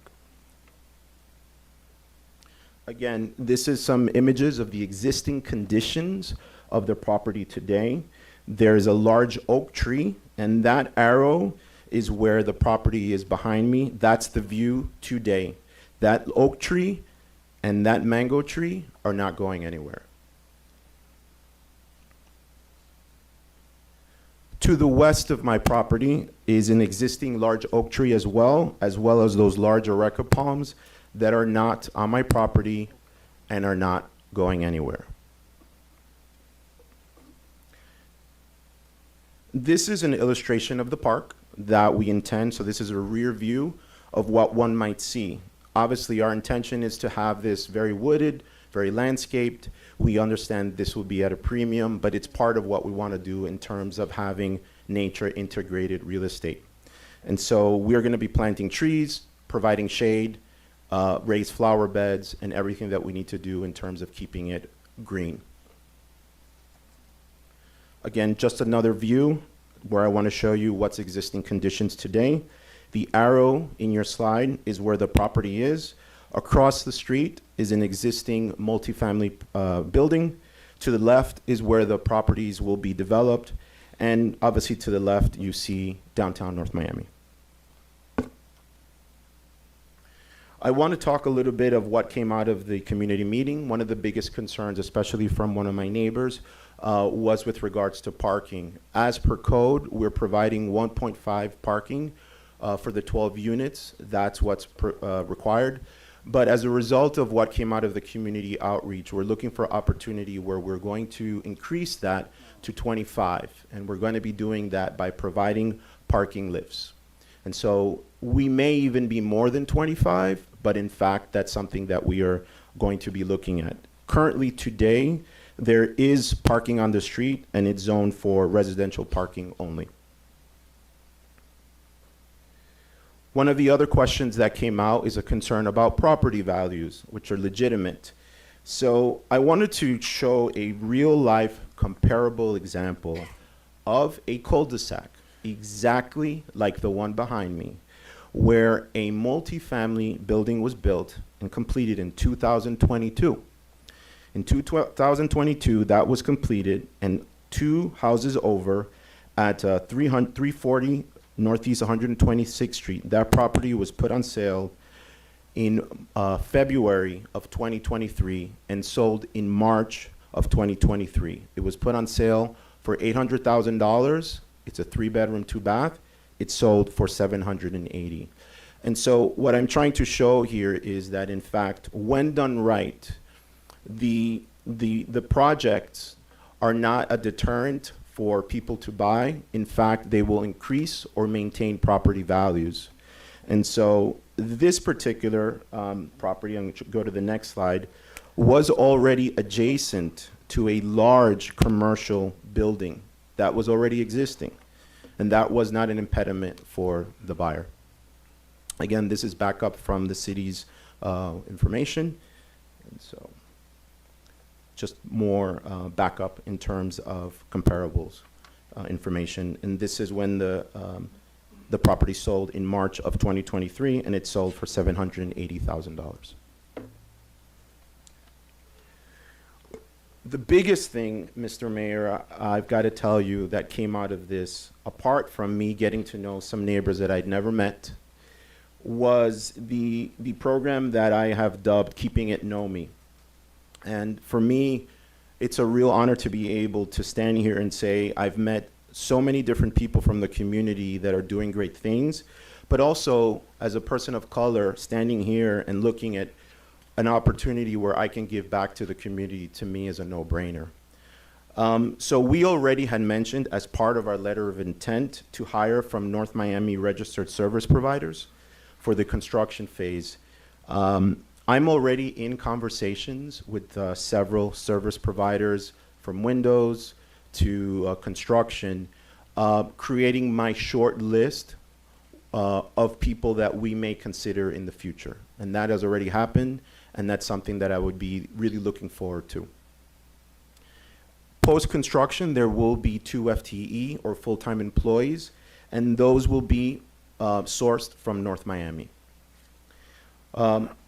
We had a real brainstorm session, and we thought about how else could we, with conditions, with privacy, give back to the community on something called Know Me Park.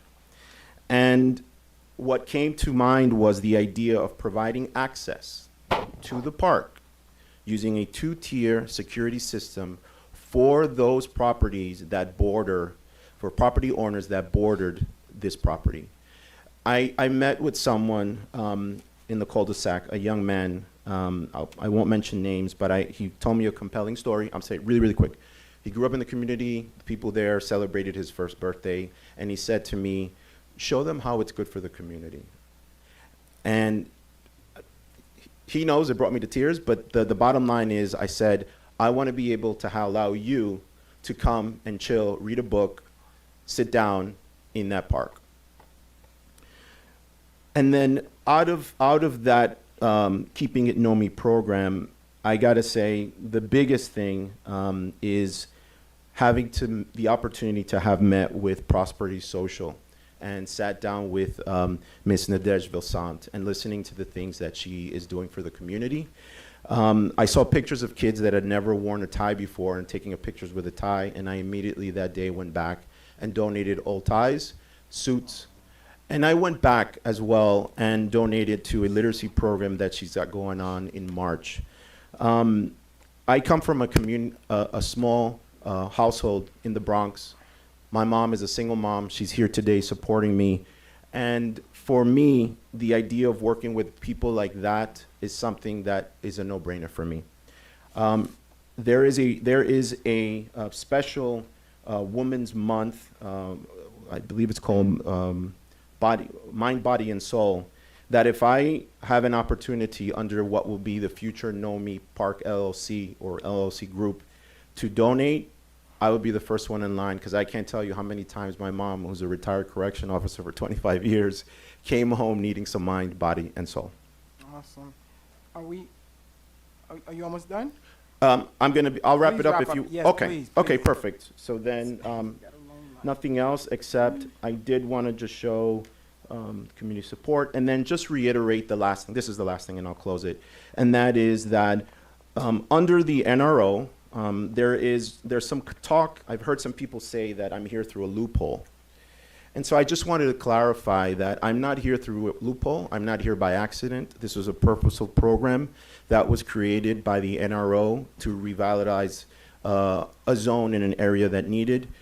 NRO did provide and would have provided 35 units.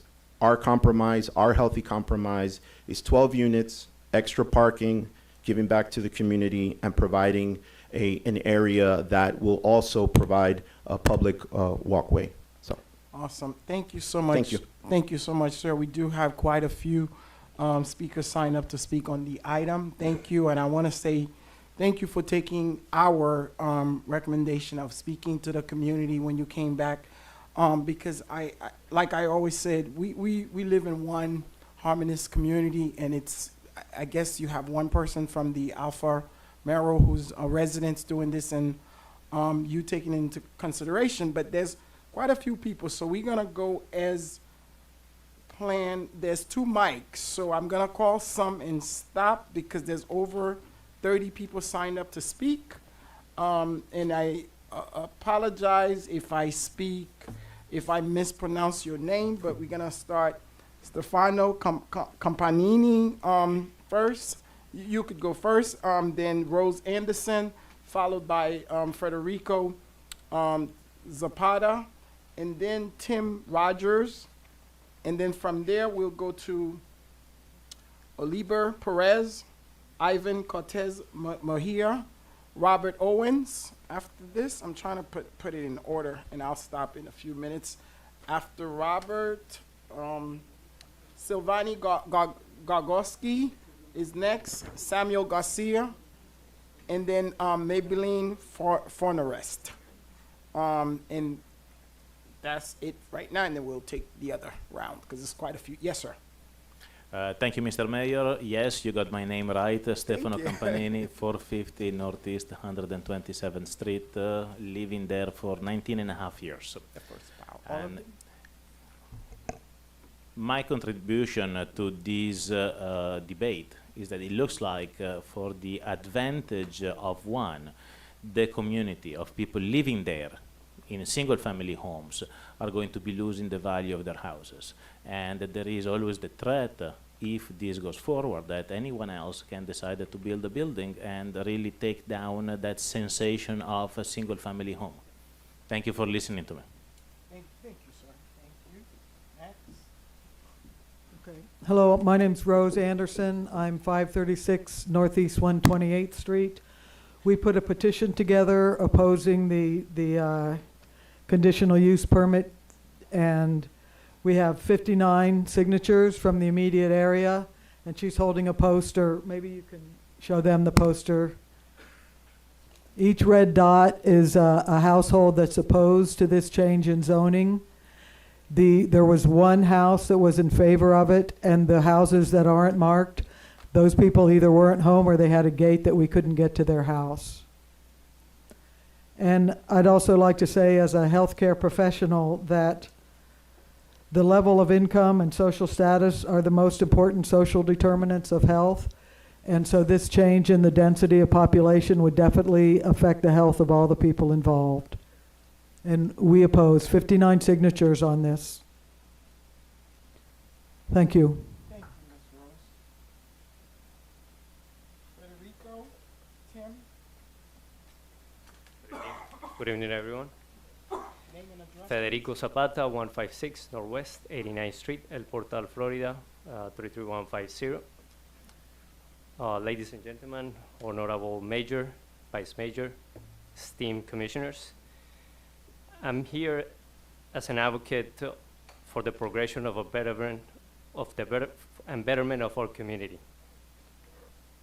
In the year 2020, my company embarked on a similar venture, creating a multifamily building, and Edwin presented that building. And we had opposition. The building now stands, celebrated for its architecture. Today we have 0 complaints about increase in traffic and reduced property values. Nomi Park site is worth mentioning, is already adjacent to much bigger multifamily buildings. Nomi Park will buffer the massive buildings along 6th Avenue and the single-family district.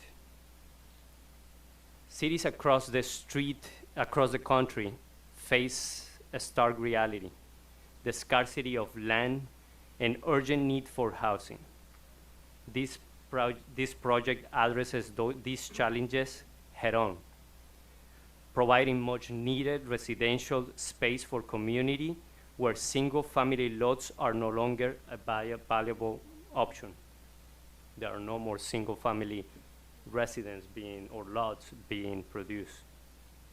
Projects like this are catalysts for a stronger, more vibrant downtowns. It is a commitment to the future, to the families who have laid their roots here in our city, and to those who seek to join our community. I believe in the positive impact such developments have, and I support this project, and I hope you guys do too. Thank you so much. Next, Tim Rogers, O'Berry Perez, Ivan Mahia, go ahead, sir. Hi, Oliver Perez, 14000 Northeast 16th Court, and I'm a new owner in North Miami as of this year, and I am here to support Mr. Alvarez's project. I love the project, and I think we should see it through. Thank you. Next, Ivan Cortez, 14030. I'm planning to buy a house. your full address, go ahead. What do you say? Your full address. 14030 Biscayne Boulevard. I'm planning to buy a house soon in the area, and I look these projects and I see it's a completely development for the city. So I'm really support this project. Thank you. Tim Robert. Hi, Tim Rogers, 112 Biscayne Boulevard, Miami. I am here to support Edwin as well, and I have seen the property, and I do believe that it incorporates a lot of the landscaping and green spaces, and I think it will be a very valuable project to the neighborhood. Thank you, sir. Robert Owens, Slavy Korgowski, Samuel Garcia, and then Maybeen Fornerest. 2 mics, just in case. Hello, my name is Rob Owens. I'm at 485 Northeast 128th Street, and pretty much here. I saw the project. I'm not gonna lie to you, it's a beautiful project. However, there's a few things that were of concerns. I mean, the first one there, let me give you the pros on this. The pros were, I saw the visualization, it's modernized, and it's great. And it should be like a trendsetter for the next buildings that are to be built in North Miami. The problem with the situation that you didn't address was you addressed all the direct impacts of the property appreciation, but you didn't talk about the direct impact of how it's gonna affect people's earnings, people that are living there. I hear a lot that people say, I love North Miami, but what about its residents? There's so many people that are living in this community that are living on a fixed income, that are living pretty much making ends meet, multi-families combining together to handle already the problem, which is property insurance, but we're not going to talk about that right now. But we're going to talk about the property taxes, and as well as incremental increases within taxes, utilities, and so on and so on. That was not addressed. The last part that I want to talk about was the peace of mind. The peace of mind that the local residents understood before coming into North Miami to say that, hey, this is not a place where I'm going to come and just live, just to work and live. It's a decision that they came about to understand, hey, this is where I want to retire and afford to retire. With projects like this, when you're making modifications to zonings that was preset by your predecessors, these things were designed to make things go up in appreciation within moderation, to understand what cost of living is and to understand inflation. I'm sorry, Awesome. I'm going to take Thank Mr. you. Gurion's 2 minutes. No, you cannot do that, sir. No, sorry, Mr. Owen. Next time. Yes, sir. Yes, next time. He could yield, but yeah. Go ahead, sir. Good evening, ladies and gentlemen. Slavy Gorgoski, to 2755 Taylor Street, Hollywood, Florida. As part of the architectural team, design team, and the team that put this thing together, I just want to say that we are not doing anything that is, contrary to what the gentleman said prior to me. We're not doing anything that violates any kind of zoning or change of use or anything like that, other than what's allowed by the city. We've taken meticulous care, energy, effort, and overall synergy in this project in not only designing it, but revising it, revamping it, and catering it to the needs of not only the community, but, obviously, Edwin. So other than the green aspect of it, I just want to be clear that this does not violate any kind of zoning regulations that's put forth by the city. And obviously, I'm in favor of this project. Thank you. Thank you so much, Mr. Garcia and Ms. Fornarist. Come on up. 2 mics. Yes, go ahead. I'm Samuel Garcia, 13075 Griffin Boulevard. I recently moved to the community. We bought a house a year and a half ago. I think I fell in love with the community when we moved. We fell in love with Griffin Boulevard. We fell in love with the area. What's your very address? close. I'm sorry, did you put your address? Say it again. Your address, please. 13075 Griffin Boulevard. Okay. We fell in love with the community. We're actually very close to this project. And when it was presented, I believe this is what progress is like showing.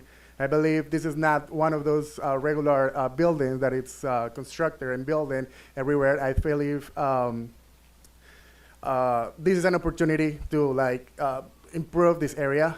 There is right now, currently, there is nothing, let's say, going on, and I believe what Edwin is presenting, it's a unique and it's a very good project, and I support it. Awesome. Thank you so much. Sir, your name? My name is Marvin Forneste. Okay, I'm sorry. Good Marvin. evening, Mr. Mayor. Yes, good We evening. spoke, I'm sorry. and I got City your email. Council members. My name is Marvin Forneste. I live at 545 Northeast 127th Street. I'm directly beside the proposed project, and I oppose the project. Again, I would like to reiterate the noise that is gonna create. As a healthcare worker, I work days and nights, and if there's gonna be construction, it's gonna bother me, and it's gonna be unbearable for me and my wife, who are also a healthcare worker, and also the pollution and the dust that's gonna create. I think this project shouldn't be beside single-family homes. That's why the NRO was removed, to protect single-family homes. And also, the taxes and the utilities that's gonna go up because of this project. I also oppose because of the parking problems that is gonna be brought about by this project. And again, as Ms. Rose has presented, none of us who are living right beside the project are approving this. So Thank you. Thank you. No. Thank you so much, sir. I know there was a statement you talking about the taxes and stuff gonna go up. We just And have to- utilities, yeah. Of who? Of who? of the people living in the vicinity. You, the people around there? Yeah. Okay, thank you. Okay. Okay. Miss Andrea, oh God, okay. Natasha Verios, Moise Pinada, Mishama Tariq, Andrea Aparaza. I'm sorry, Edward Mayo, Miguel Sanchez, Emilio Grillo. And then we'll stop here for this group, and then we'll go on. I'm trying to mix it, but it's a whole bunch of people for. Hello, I am Natalia Viveros. My address is 525 Northeast 128th Street. I live in the cul-de-sac that is right behind the project. As Rose told you, every single house in that cul-de-sac signed against it, and a lot of other houses around the area. The people I heard talking up to now in favor, they don't live there, just one. Everybody else, they don't live in the area. Okay. So I appreciate you doing the change for the parking. That's important. It's one of my main concerns, but it's still going to be an issue because we have more buildings around. The traffic is going to be a nightmare. We as a city, we need to do better. We need to do better than what Miami-Dade is doing. I think we owe it to ourselves because we do live here and it's going to affect all of us. So I urge our mayor and the council to do better in parking and authorizing buildings that have only 1.5 parking spots per unit. It's bad for all of us, all. So that's what I wanted to say because you addressed that, but I told you, I think your project is great. It's Yes, lovely, please, but I don't want it excuse here. me, ma'am. Mhm. Everybody for the rest of I the speaker, need you to are talk to speaking you. to us. Do I not apologize. speak to, no Apologize. problem. We're just making a statement. So direct Yeah. since we kind of like the jury of the, Yeah. just direct your I was thing to I us. was No I was problem. saying I agree I the got you. project is nice, But the but and parking. we want every single project that this council and this mayor approve to be that kind of project. We just Got it. don't want it there because it's In going to that affect. area. Yes, Okay, exactly. we got it. But we want you guys to do better and to approve those kind of buildings and not the ones you have been approving. Please. I'm with you with that. I beg you, please. And that's it. Thank you. Yes, sir. My name is Emilio Grullon. I live 12801 Northeast Fifth Avenue.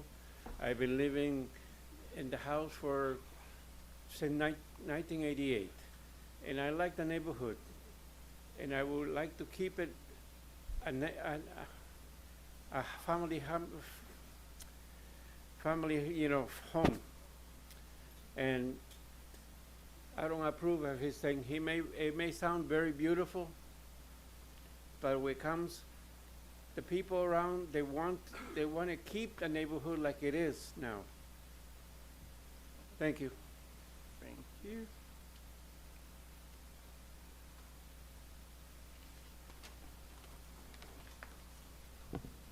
Good evening, ladies and gentlemen. My name is Mishma, and I live on 546 Northeast 128th Street. I live right next to the project that they're building, and I oppose. Thank you for coming together to discuss the matter that deeply concerns the future of our community homes.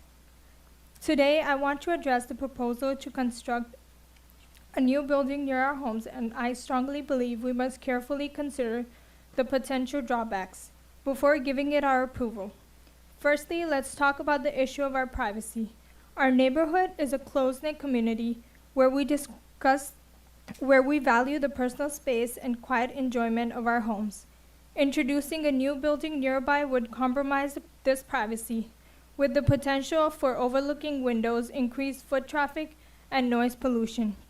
Construction sites are loud, and ongoing noise associated with building activities can disrupt the peace we currently enjoy. Moreover, the impact on property values studies have shown that the presence of nearby construction can negatively affect property values. Our homes are not places to live, they are the investment in our future.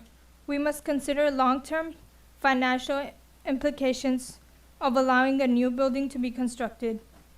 Traffic and parking issues are additional challenges we may face. Their introduction of a new building can bring influx of vehicles leading to shortage of parking spaces. This not only inconveniences our daily lives, but raises traffic safety concerns of our families and children. Before we make a decision on allowing a new building near us, let us carefully weigh the potential consequences our community's well-being, privacy, peace, property values, and safety are at stake. Thank you. Thank you so much. Next. My name is Moises Pineda. I live in 12500 Northeast 15th Avenue. I'm here to support the project because I have been living in my property for 5 years. And I think that North Miami is growing up. And I think one of the things that we can see in a city that is growing up is a new properties and new buildings and new projects around the area. That's why I'm here to support the project. Thank you. Did you state your address for the record? 12500 Northeast 15th Avenue. Got it. Thank you so much, sir. Thank you. Okay. Next, okay, let's go to Andrea Paza Oropesa. I am so sorry. I apologize. I was trying to be close. Miguel Sanchez, El Guado Miales, I'm sorry. Okay. Claudia, Claudia Pizzumo. William Flores. Edwin, no. I think have you- a card there. Yeah. No, okay. Kepler Verduga, Amita Fay. Okay, and we'll stop there. We'll take the last one. This one goes here. Yes, go ahead. I'm sorry. Hi, my name is Andrea Lopeza. I live in 12401 Northeast 16th Avenue, North Miami. So I live here for 5 years ago. And I think, so I'm here is for support this project because I think we are ready in North Miami foresee this type of buildings. It's a new change, it's a new things, and I think we are ready because, so the time is changed and the sun is changed, and yeah, we are ready for this. So I support, and that's it. So.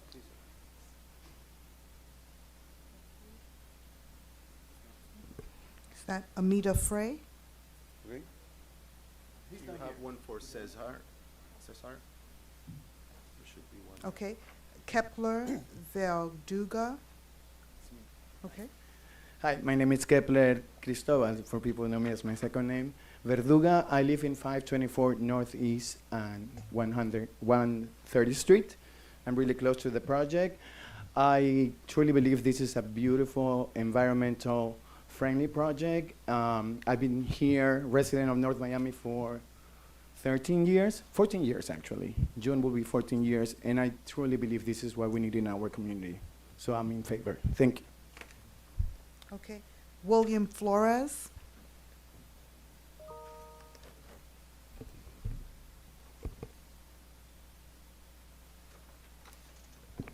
Hello.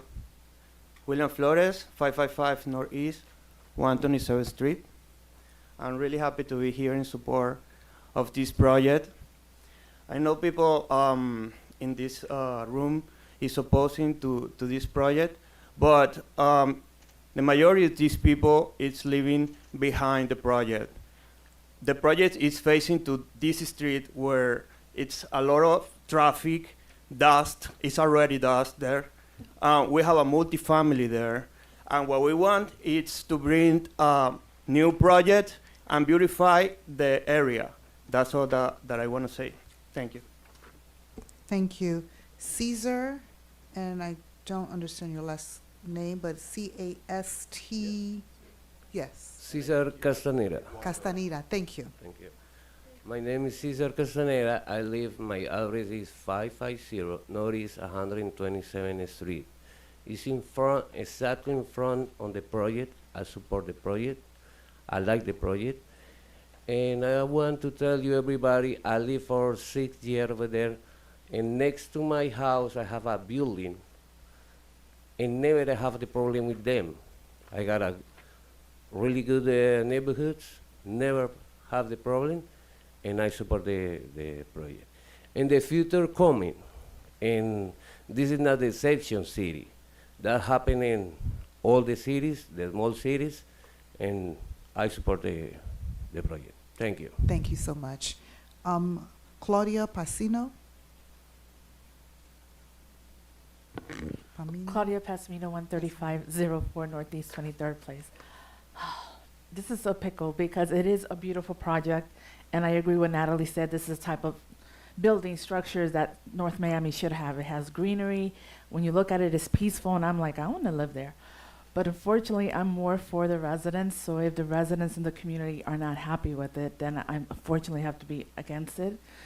But I do want the council to consider working with you and more projects like this. I love that you live in Nomi, and obviously, even in your presentation, the developer showed that he cares about North Miami. It's not about making a quick buck, about getting money from renting these apartment units or selling them, is that he wants a better Nomi. So hopefully the community and you can work together.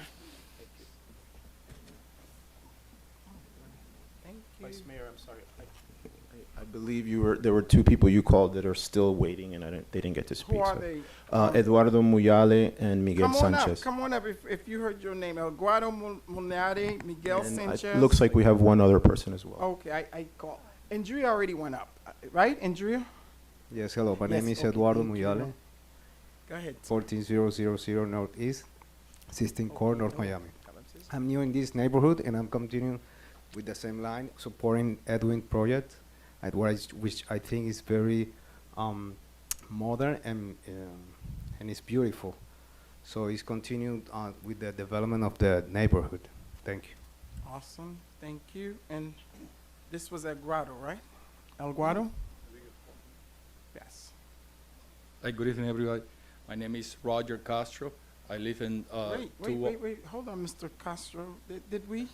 Was there a card for Mr. Castro, or did I? Roger Castro. Yeah. Go ahead, but wait for us to call you, but go ahead, sir. Can I Your go address? 215 Northwest, 126th Street, 33168 North Miami. Go ahead, sir. I'm here just to support the project. I can see the integrity of the community. I see like other community with all population, they still living alone. This building is gonna integrate people that sometimes they going out of the family and they're gonna get together, and I think it's gonna be a really good project. Thank you. That's it. Thank you so much. Thank you so much, sir. Just before you, ma'am, Miguel Sanchez already went up, right? Go ahead, Miguel. My name is Miguel Sanchez, 2600 135 Street. What's the address? I'm sorry? Eh? What's the address? Your address? 2600 135 Street. Okay. That's the northwest or northeast? Northeast. Northeast. Yeah, it's a different address on here, but that's okay. Northeast. Okay, go ahead. Okay. I support this project because for me it's very modern. It bring the beauty for this area. I think it's beautiful. I like it. Awesome. Thank you so very much. Miguel Sanchez? That was Miguel. I'm sorry. You could tell where we are tonight. And ma'am, are you Faye? She's Nadine. Nadia. Okay, you coming. Okay, let's go. Amita Faye. Amita Faye is not present. Not okay. No. Perfect. Okay. Yamara Tabata. That's one. Irene Bicaba. William Noy Flores Locane. Pablo Gonzalez. Sebastian Scrimler. I thought I saw Sebastian left. Tatiana Santianila. Okay, that's true. Okay, I'm sorry. I'll call you guys one at a time. I was trying to speed it up, but go ahead. Thank you. That's a good idea. Yes. I might be speaking out of order, but. That's I'm here, fine, so that's fine. We'll for call sake them of one at a time. Sebastian Semla, 822 Northeast 125th Street. Mm-hmm. I just want to speak real briefly on the character of Edwin. He has worked so hard on this. This is kind of like his American dream. I've been there and I've struggled, and I know it's not easy to make everyone happy, but this guy is a wonderful person, and he is really the kind of developers that we want in town, and he will do his best, and he may not be able to make everyone happy, but he developed a beautiful project. Even some of the neighbors that are, that are maybe not for it realize how beautiful his project is. It has been recommended by your planning board. I'm obviously for the project, and thank you for your time. Thank you, sir. Tatiana? We'll do it one at a time. And then after that, Ms. Bacaba. Good night. America Tatiana Santanilla. Living in 550 Northeast 127 Street, North Miami. I love North Miami, and this project, I agree this project. I love this project. It's amazing design, and I need to and say this. Thank you. Awesome. Thank you so very much. Eileen? Okay, Eileen Bicaba, 13350 Northeast 3rd Court. We love this project. I said this the last time. I love the design somewhere else. It does not matter how much you dress up a pig, it is still a pig. This project, this lot, is zoned single family in a cul-de-sac, which should be one of the safest places in the city. You have already infiltrated the cul-de-sac, and he pointed one of them out on 126th, on 126th Street, near 125th. Those have already had a problem with high rises and stuff right next to single family. Now you're trying to do the same or try to get problem on the ones on Fifth Avenue. The city has reviewed the NRO and determined that it is a danger to the single family zone. That's the reason it has been eliminated in the new comprehensive plan. And Mr. Cook testified to that in the last meeting. This is being slipped through before the new comprehensive plan takes place that would have corrected this issue. Most of the people speaking for this project don't live within the Normie Neighbors area. The applicant, I have nothing against this, all right? However, a core value of Normie Neighbors organization was to protect the single-family environment.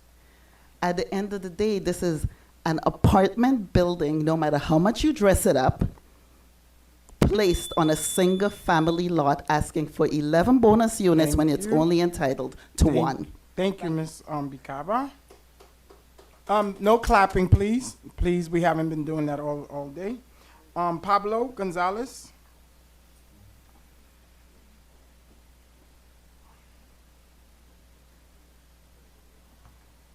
Good night. Good night. My name is Paulo Gonzalez. We are the owners of 575 Northeast 127th Street. We recently acquired that property, which is adjacent to this new development. We are also developers. I'm here supporting this development. We have studied the project, and we can realize that this project is complying with all the requirements with the city, and I'm sure this will be a great milestone for the community, for the city, as well as good transitions for the new developments. Thank you very much. Thank you. Mr. William LeCain. Hello. My name. Mi nombre es William Flores. Vivo en el 1975 Northeast. Sorry. Who's going to Translator, translate? hold on. Who's going to translate? We Go can't ahead. have you No, translate. you go ahead. Has to be in a yes, somebody from a the city staff is side. g- Yes. Hold on, we coming. Thank you, Savannah. Oh, you could have done that. Okay. All right. Don't fight over it, just translate. Go ahead. Okay. Buenas noches, mi nombre es William Flores. Good evening, my name is William Flores. Vivo en el 1975 Northeast, I 135 Street. Espérate. Repite, my address is 1975 Northeast, 135 Street. 135th Street. Estoy de acuerdo con el proyecto I am in agreement with the project, y lo apoyo totalmente. and I support him 100%. Gracias. Thank you. Thank you. That was Pablo, right? That was William Volcano. Okay. William correct. Flores. Pablo already went. Pablo Gonzalez. Perfect. Maria Sosa. She's not present. She's not present. Okay. Nadia Pincho. So she was, I guess. And then I think that was the last. You are the last speaker. Oh, wow. And then Edwin. Well, there's a card. You already spoke. But go ahead. Good evening, everyone. I'm here to say, first of all, that I do support this project. I live in the neighborhood. Your address, please, for the record. 919/921 Northeast 126th Street. My grandparents were here. We've been in the neighborhood for over 50 years. My parents and now me. If we look around this room, we are a very diverse allotment of people here. We have something very unique that no longer exists in Miami, which is culture.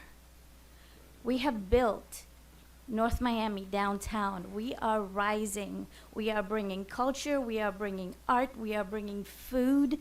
We are bringing people. Now, I live on the next block to the Gardens, I believe. There is another high-rise going up behind Planet Fitness right here. There's another one a few blocks away that way. He's not as big. And these are concrete, large buildings. Why would we not support something eco-friendly? Why would we not support something that's right on the verge of downtown North Miami?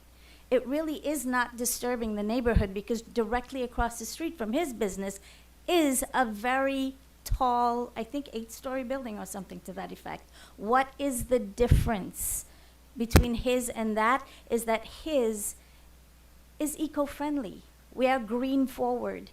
If we're going to support all these big buildings that are all concrete complexes, let's balance it. Let's balance it with a little nature. Why not? Give him the opportunity. He's bringing something different. He's bringing something forward. He's bringing something green, something eco-friendly. Let's try. Let's try to get a balance. Give him the opportunity. Thank you. Thank you so much.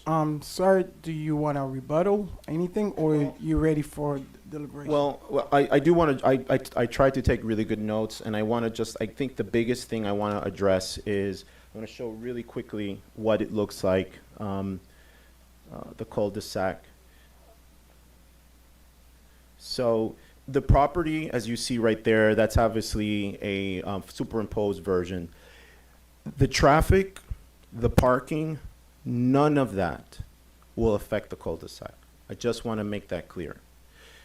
No one is going to drive on 127th Street and go all the way to the cul-de-sac. It's just not going to happen, especially since we're providing parking.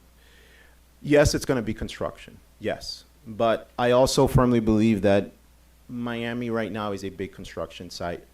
And so my obligation would be to mitigate construction, to follow the rules, to follow the code, to follow the ordinance. Those are all things that I would be doing.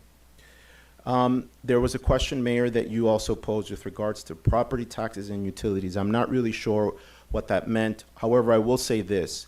There seems to be some confusion about the decay of property values, but at the same time, they're concerned that property taxes will go up. And one thing that happens is when your property values go up, your property taxes do go up as well. But this project will not be affecting someone else's utilities. It's not going to be affecting anyone else's property taxes. There were many, and so at this point, I leave it to you guys. If you have any other questions, I'm happy to answer them. But I just wanted to state those big points. Okay. Thank you so much, sir. I want to thank everyone for coming out to really make your voice heard. That is part of the process, and we encourage that. But at the beginning, I remember last year before we go on break, this project came up. We saw it, at least I saw it as an opportunity. This was a homeowner who lives in the city who wanted to do this. So I wholeheartedly asked the developer to please talk to your neighbors and trying to bring us something back that is a compromise from the community, from that. So I did listen carefully. I've been receiving emails and everything in terms of folks, doing the advocacy work, either they oppose or for the project. But I was a little bit remiss that I don't know what happened. I thought this was, we left, when we left here in a good place before the holidays, that we were going to get together as neighbors, not a big developer coming in and trying to come up with something where us as the council will deliver something that is fair for everyone. That was the place. That's the place that I'm still in today. I was a little bit, I didn't, the direction in terms, I was not part of the community planning, but obviously some of the stuff was done because the plan that I'm seeing tonight was slightly changed from the one that we saw right before the holidays. In terms of that, I heard a lot from the folks who spoke tonight. Again, I don't think everybody gonna be happy in terms of that. I'm always trying to find compromise. What's good for the community, what's good for North Miami, and ultimately what's good for the entire, all of us combined. And in a compromise, not everybody happy in terms of getting what you got. But this thing where we have been on a good, responsible, and it's because of the residents coming in, doing your input, pushing for the project to be eco-friendly in terms of what I've seen, a lot of trees, a lot of different things.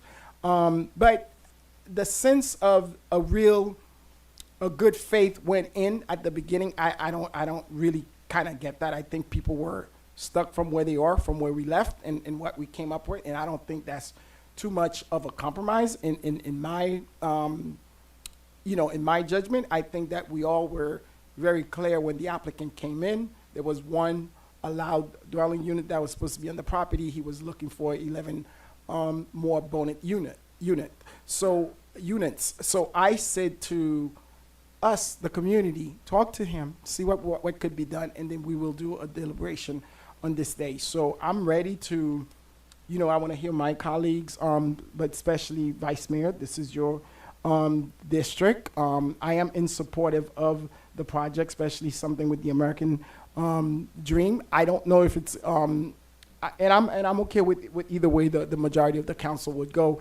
I'm not okay with, I'll be okay if everybody's going with everything, but my whole thing, and honestly, I thought that there would have been something coming out in terms of, hey, you know what?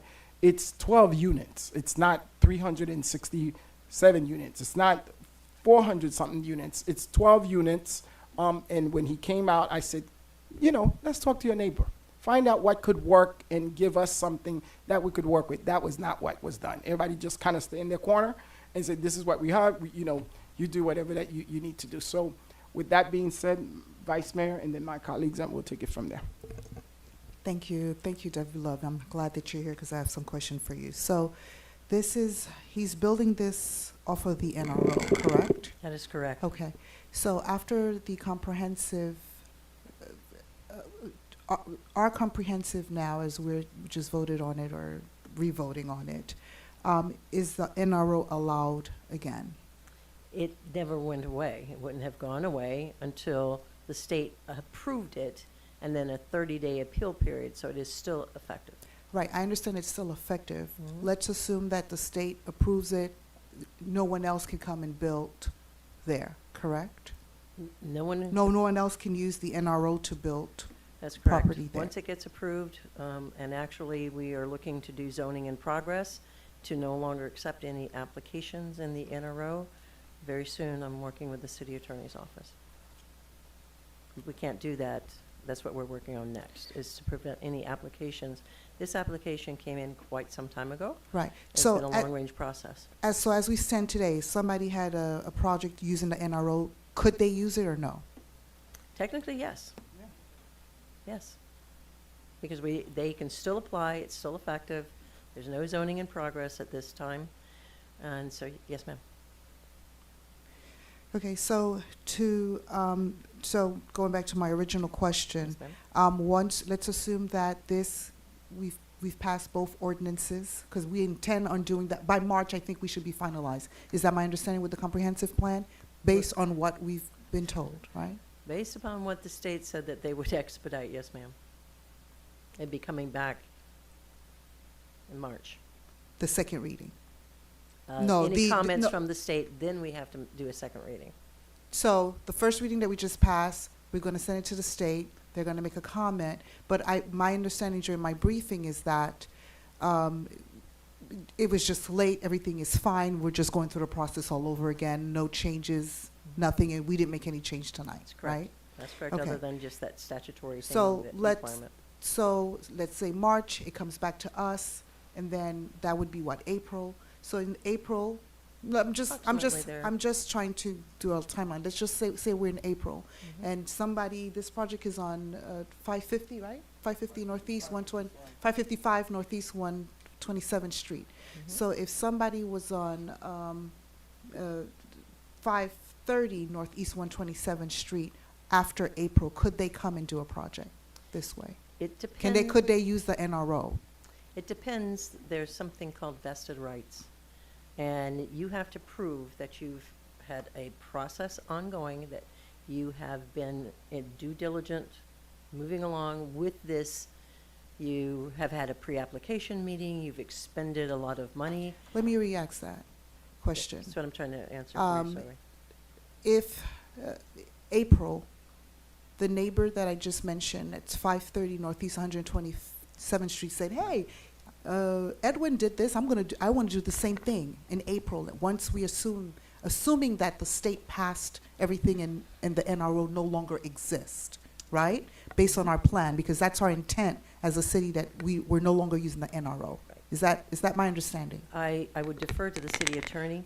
So it sounds like from your question, what you're asking is, because we've made these changes to the comp plan, can we use that fact to deny this application tonight? No, And- that's not what I'm no, asking. But I'm just I know that's where people are going to think this is going.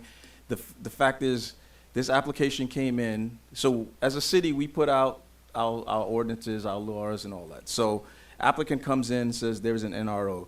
So as a quasi-judicial item tonight, you have to evaluate this project based on the rules under which it was submitted. I understand that. The fact that we've changed the rules, when it changes, Correct.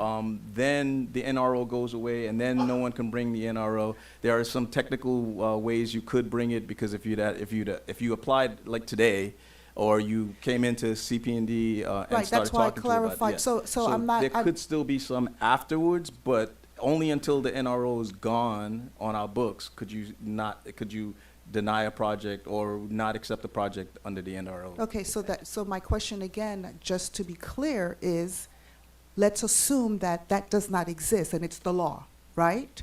So and so let's just say that April 30th, that's the law, it no longer exists. So if I come on May 1st and I do an application and I want to benefit from that law, can I do that? If you come in on May 1st and you hadn't come in before, you probably could not. They would So argue that's that they why- had a vested right, that they bought it, but our argument would be no. Okay, so that's what I wanted to understand. So because a lot of times when I'm up here, even when I don't like something, what the law says or within the law is what I try to, where I'm at. I mean, obviously our intent is not to have this anymore. I get it, but I just want anyone listening here, so legally speaking, can somebody else say, hey, I want to do it? I guess they could, right? But the intent of what I'm trying to express is that our intent, the intent of mayor and council through our comprehension plan, is not to have the ability to do that and to safeguard the single-family homes, because this is a lot of the underlying argument that I've heard speaking tonight. You understand? And I'll always say, and a lot of us say this, that, you know, we have to listen to our residents. So this is why I'm asking those questions, so that, you know, there are fears that if this one comes up, then there'll be several that will come up, and that more than likely would not be the case. Let me just say that legally. Is that my understanding?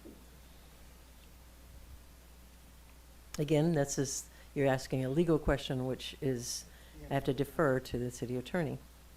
I would just caution talking about other projects when we were evaluating this project. I mean, what happens with someone else really, it's not even one of the criteria that we're looking at when we evaluate I a understand CUP. that, but So. Okay, you have more questions, Vice Mayor? You guys can go ahead. Anybody else? No one else? On the, Councilman Charles, you have any questions? Okay, where do we go from there, Mr. Attorney? Do we make a, suggestion, a motion, or? where Someone are makes a we motion. in terms I'll make a of- motion to approve the project. Okay, okay, can I get a second for the motion? I'll second it. Okay. Yes, Madam Clerk?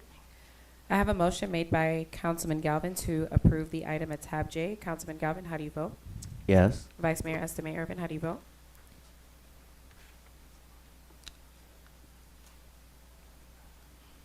No. Councilwoman Timothy, how do you vote? Yes. Mayor Desilme, how do you vote? Yes. Councilman Charles, how do you vote? Nope. The motion carries with a 3-2 vote. Thank you. Thank you.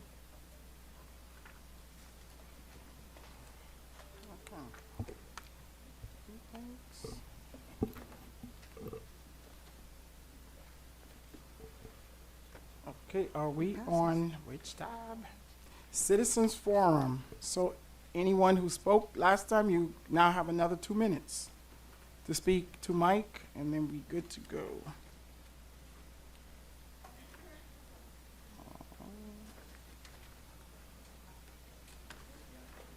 Mr. Mayor? Yes. May Yes, we sir. ask that those coming to speak now with the 2 minutes, can we speak to an item not that we just voted on? Yeah, that would be very helpful.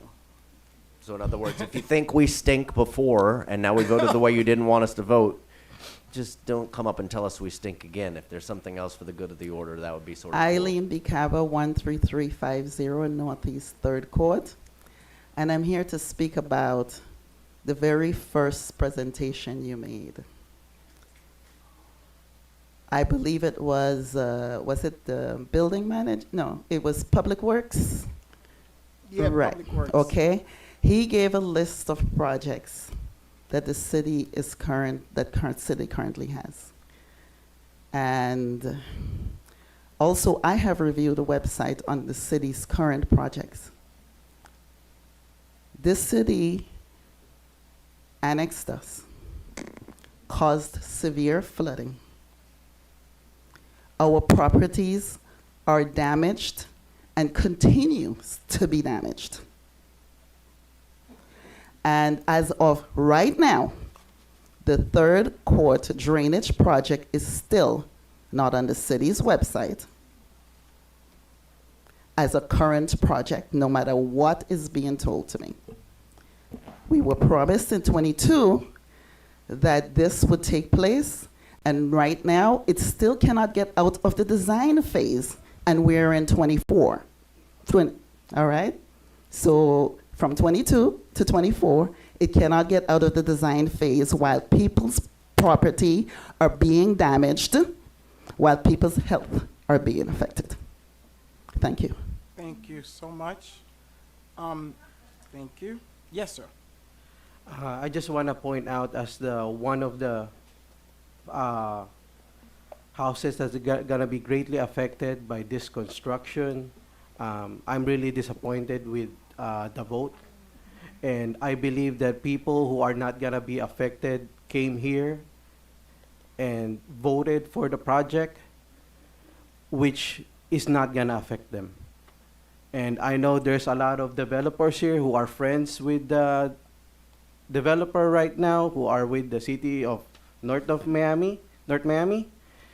And I know that they're trying to destroy the American dream of having a single family home and just put rentals.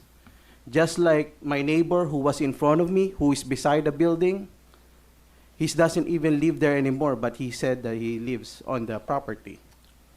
But the building beside him, there's a woman there that was being beat up every night. That's why he moved out of that house and bought another house.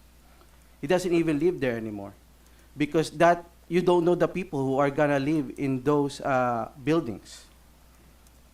And I believe that what you voted now will really destroy the single-family homeowners in North Miami.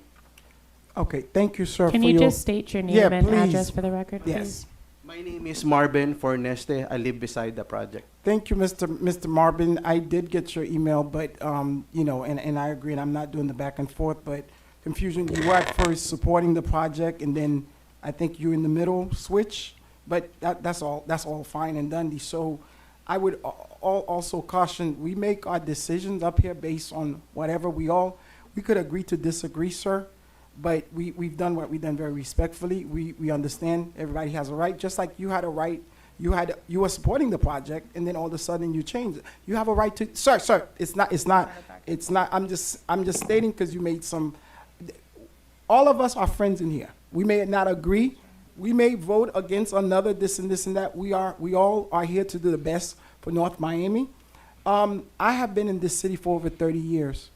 When the LA Fitness was coming, the same thing we heard.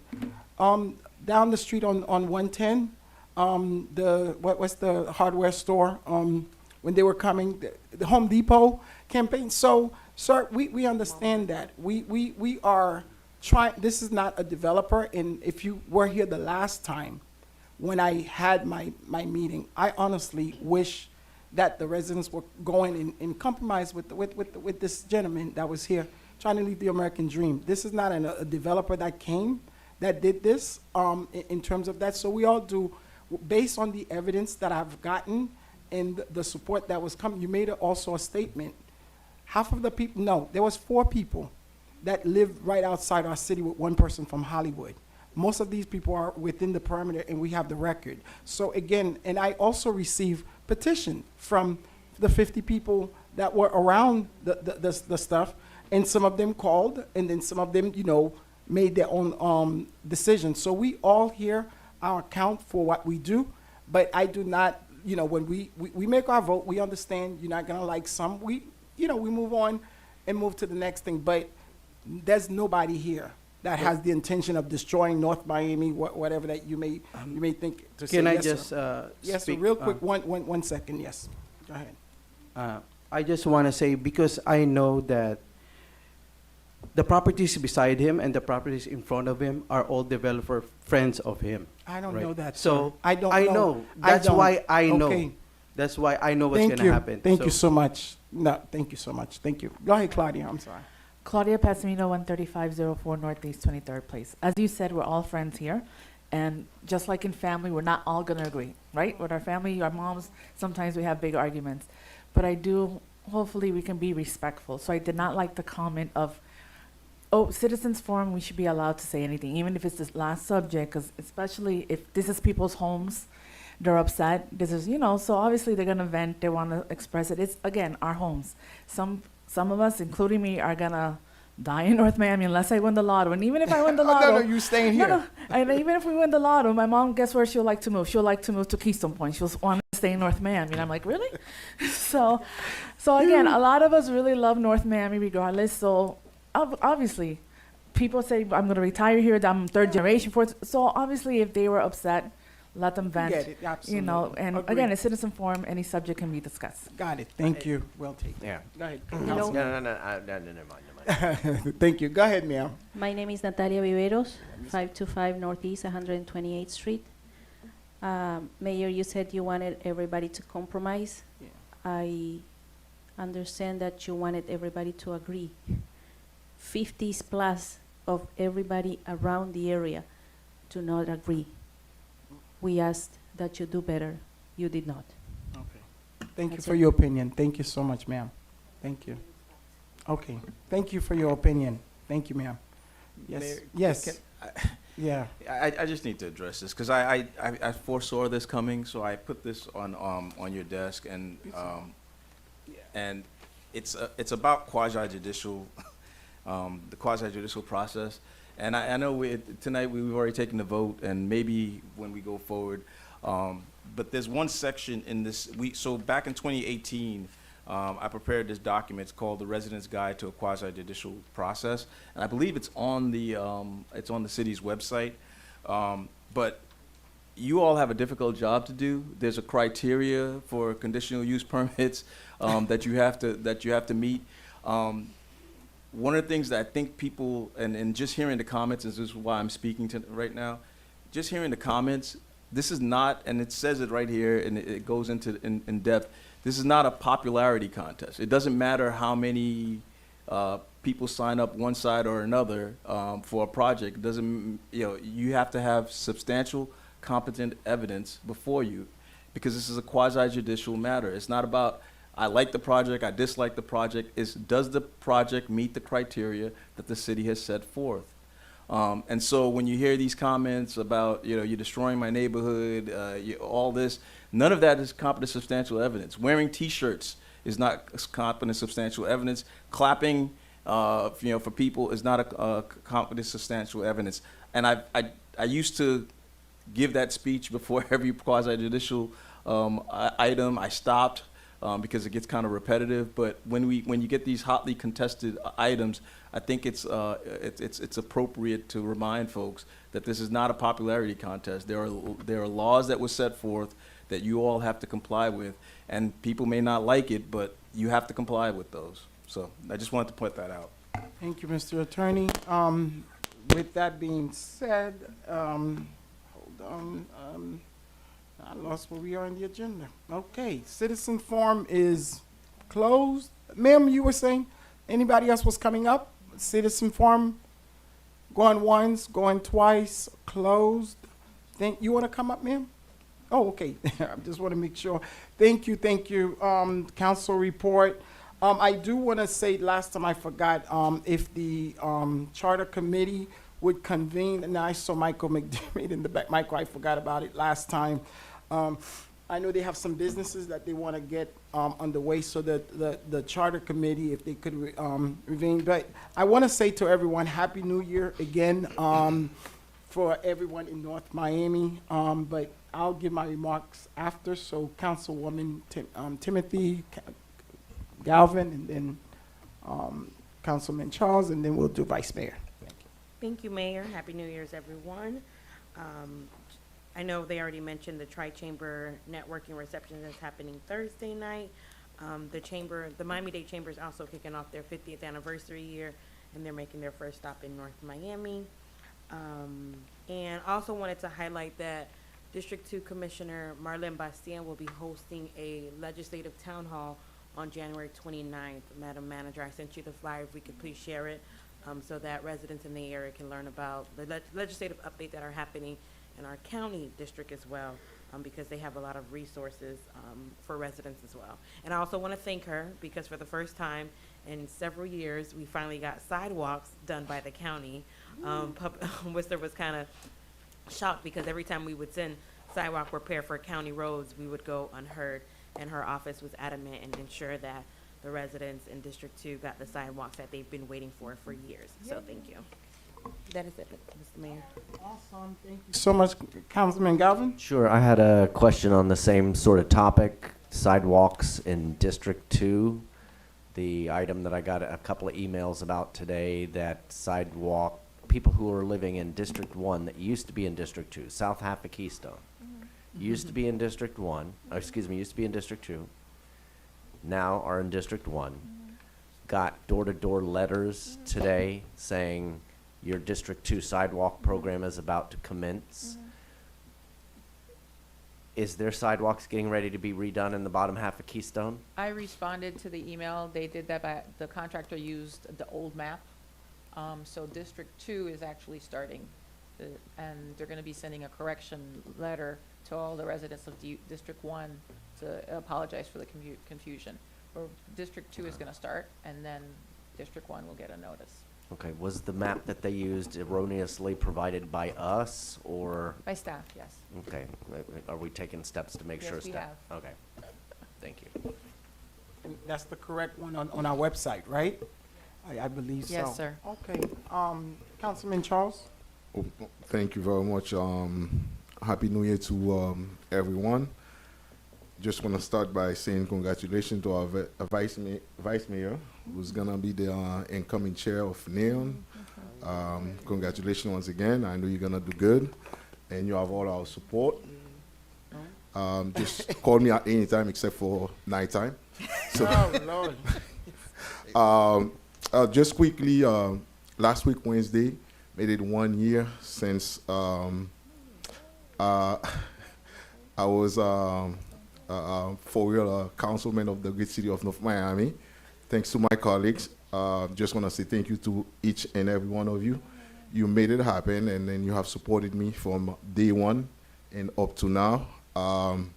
I know throughout that time we've done a lot of work with your support, and I look forward to do more for the great city of North Miami, especially resident of District 4, who I have the pleasure to represent. We talk about the D4 in action, which is basically going out to meet the people where they are, and we'll do it in different part of the district. First one, as stated earlier, will be at the Tot Lot, 200 Northwest 123rd Street, Mayor, North Miami. So we'll invite everybody, just come out and have fun. It's from 4 to 7, and there will be lots of food, ice cream for the kids, and barbecue for me. So please come out. It would be every first Friday, and the first one will be Friday, February the 2nd. So, Councilwoman, you said that you're coming, right? So I'll be waiting for you. Mayor, I'll see you there. Yeah, and we have rice. yes, there will be some rice. So, lastly, I just want to say happy belated birthday to Miss McDonald, Miss D4, and I enjoyed the cake and everything. And we have an upcoming birthday. Madam Chief of Staff, the birthday is coming. Happy early birthday. So, Albert has a birthday. Happy birthday to you. Happy birthday to you. Happy birthday to you. Happy birthday to Albert. Happy birthday to you. Oh my God. For Miss Birdsong, for Miss Birdsong, who just sent me a text saying Channel 77 sound is still not working, you're welcome. All right. Thank you very much, and have a good evening. Okay, Vice Mayor. Hello and good evening, everyone. Happy New Year. So I want to just take out the time to thank everyone for some past event, Winter Wonderland. We gave away 200 toys. I want to really thank the police department, our police department, we just love you. Parks and Rec Department, Councilwoman Timothy, Madam-elect Vanessa Joseph, our elected clerk, and all of the food, drinks, and vendors. For participating, so thank you. And Mr. Mayor came by, even though he said he wouldn't, but thank you. And then also for our Subjumu celebration that we do every 1st of January, I want to do a special thank to our co-host Mecca, aka Grimo, and host Stitches from 103.5 The Beat. I want to thank our chef. That's our 5th year with the same chef giving out Subjumu. I'd like to give a special recognition to Felicia Dell from Veve Collections. And more importantly, this month is Human Trafficking Awareness Month. And on January 11, the day that it's really rolled out, I had a video for Trafficking Awareness PSA video that I hope that you had an opportunity to hear. If not, it is being aired. It was aired every day at 11 a.m. this month. So there's still a couple more days where you can see it, or you can just go to our YouTube channels to view that. I just wanted to say a special thank to board member Arnel DeCastro from Global Innovative Foundation and the CEO advocate Dr. Shanika from Guiding Light Outreach Inc. Major Horn, thank you so much, Major Horn. She is on that video, so please go and see the PSA message that we talked about. And thank you for the bike ride. Want to say a special thank you to Frankie from Skylight Film that actually filmed the PSA. Another thing I'd like to really thank Gertie and the city manager's office for the Nobi Masquerade Employee Holiday Party. Thank you, thank you, thank you. I just want to take out the time to thank all of our employees. I know that you do a lot of work, and I know that sometimes, we get on you and what's going on, but we just want to appreciate you because for the most part, you make us look good. You do make us look good, and we thank you for, for dealing with the good and the bad, and we really appreciate you, and just keep working. I know you're probably not getting all that you're worth, but the imprint that you're putting into this community will not be forgotten.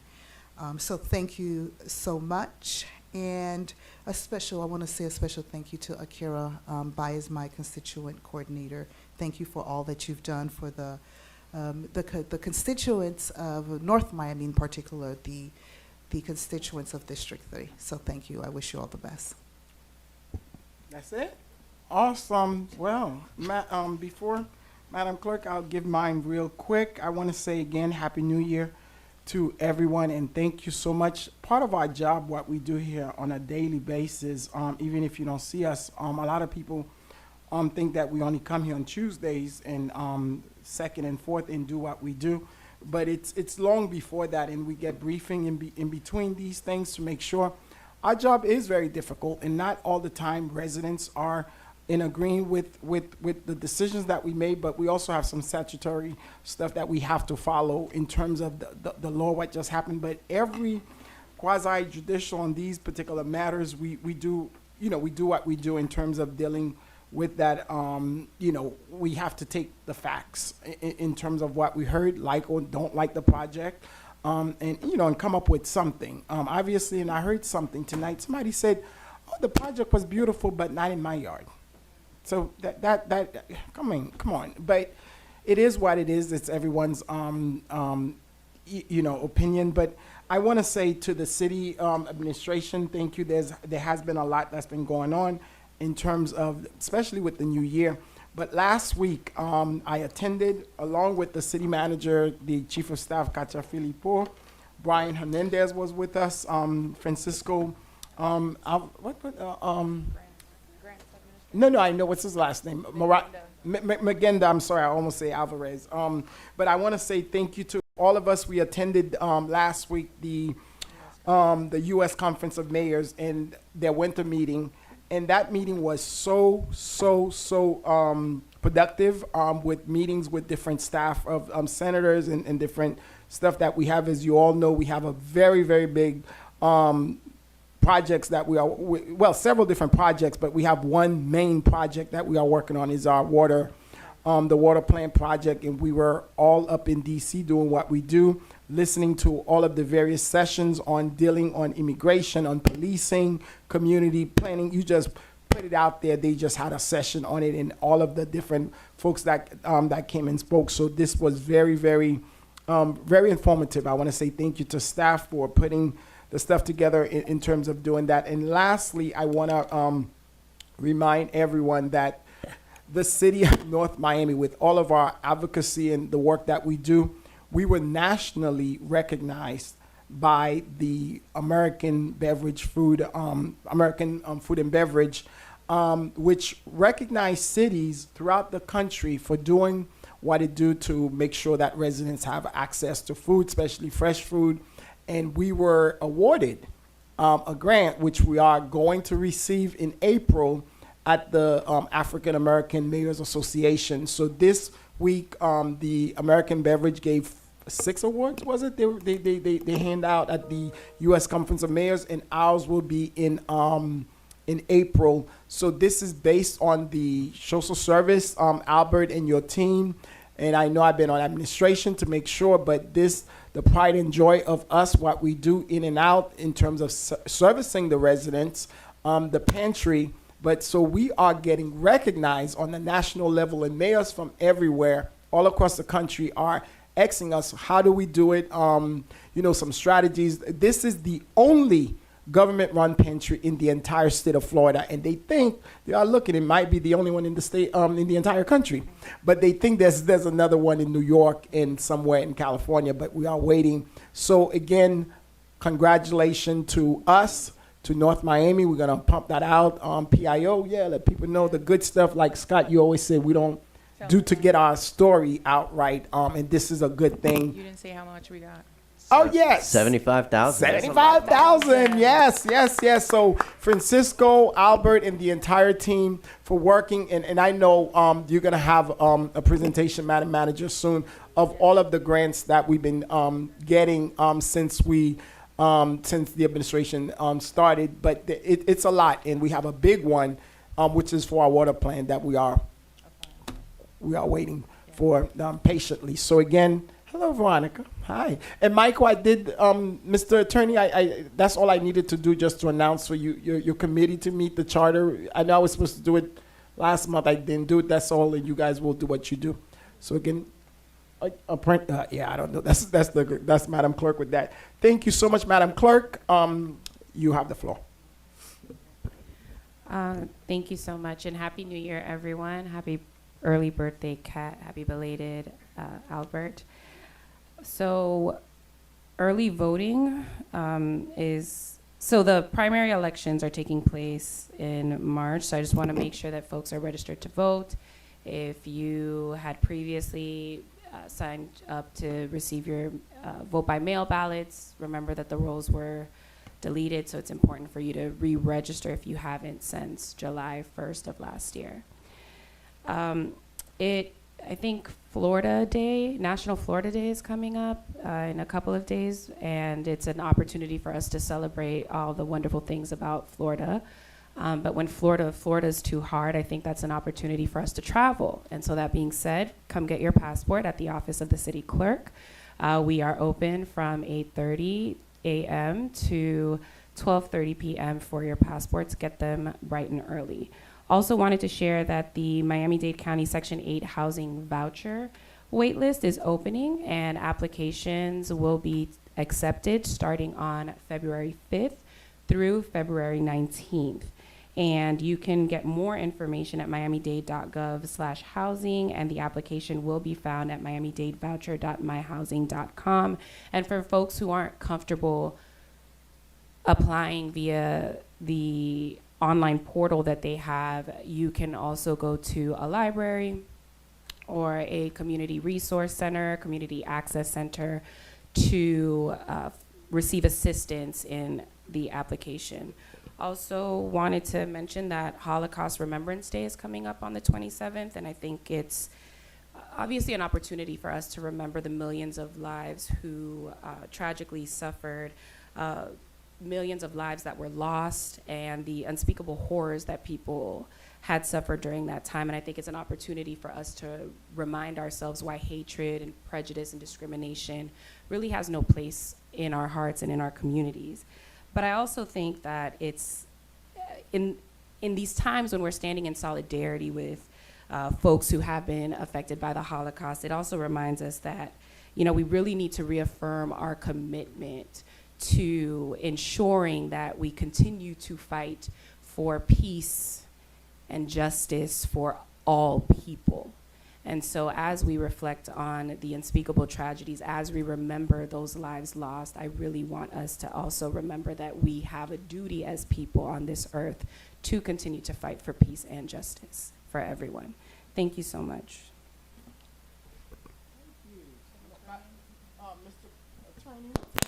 No report, Mayor.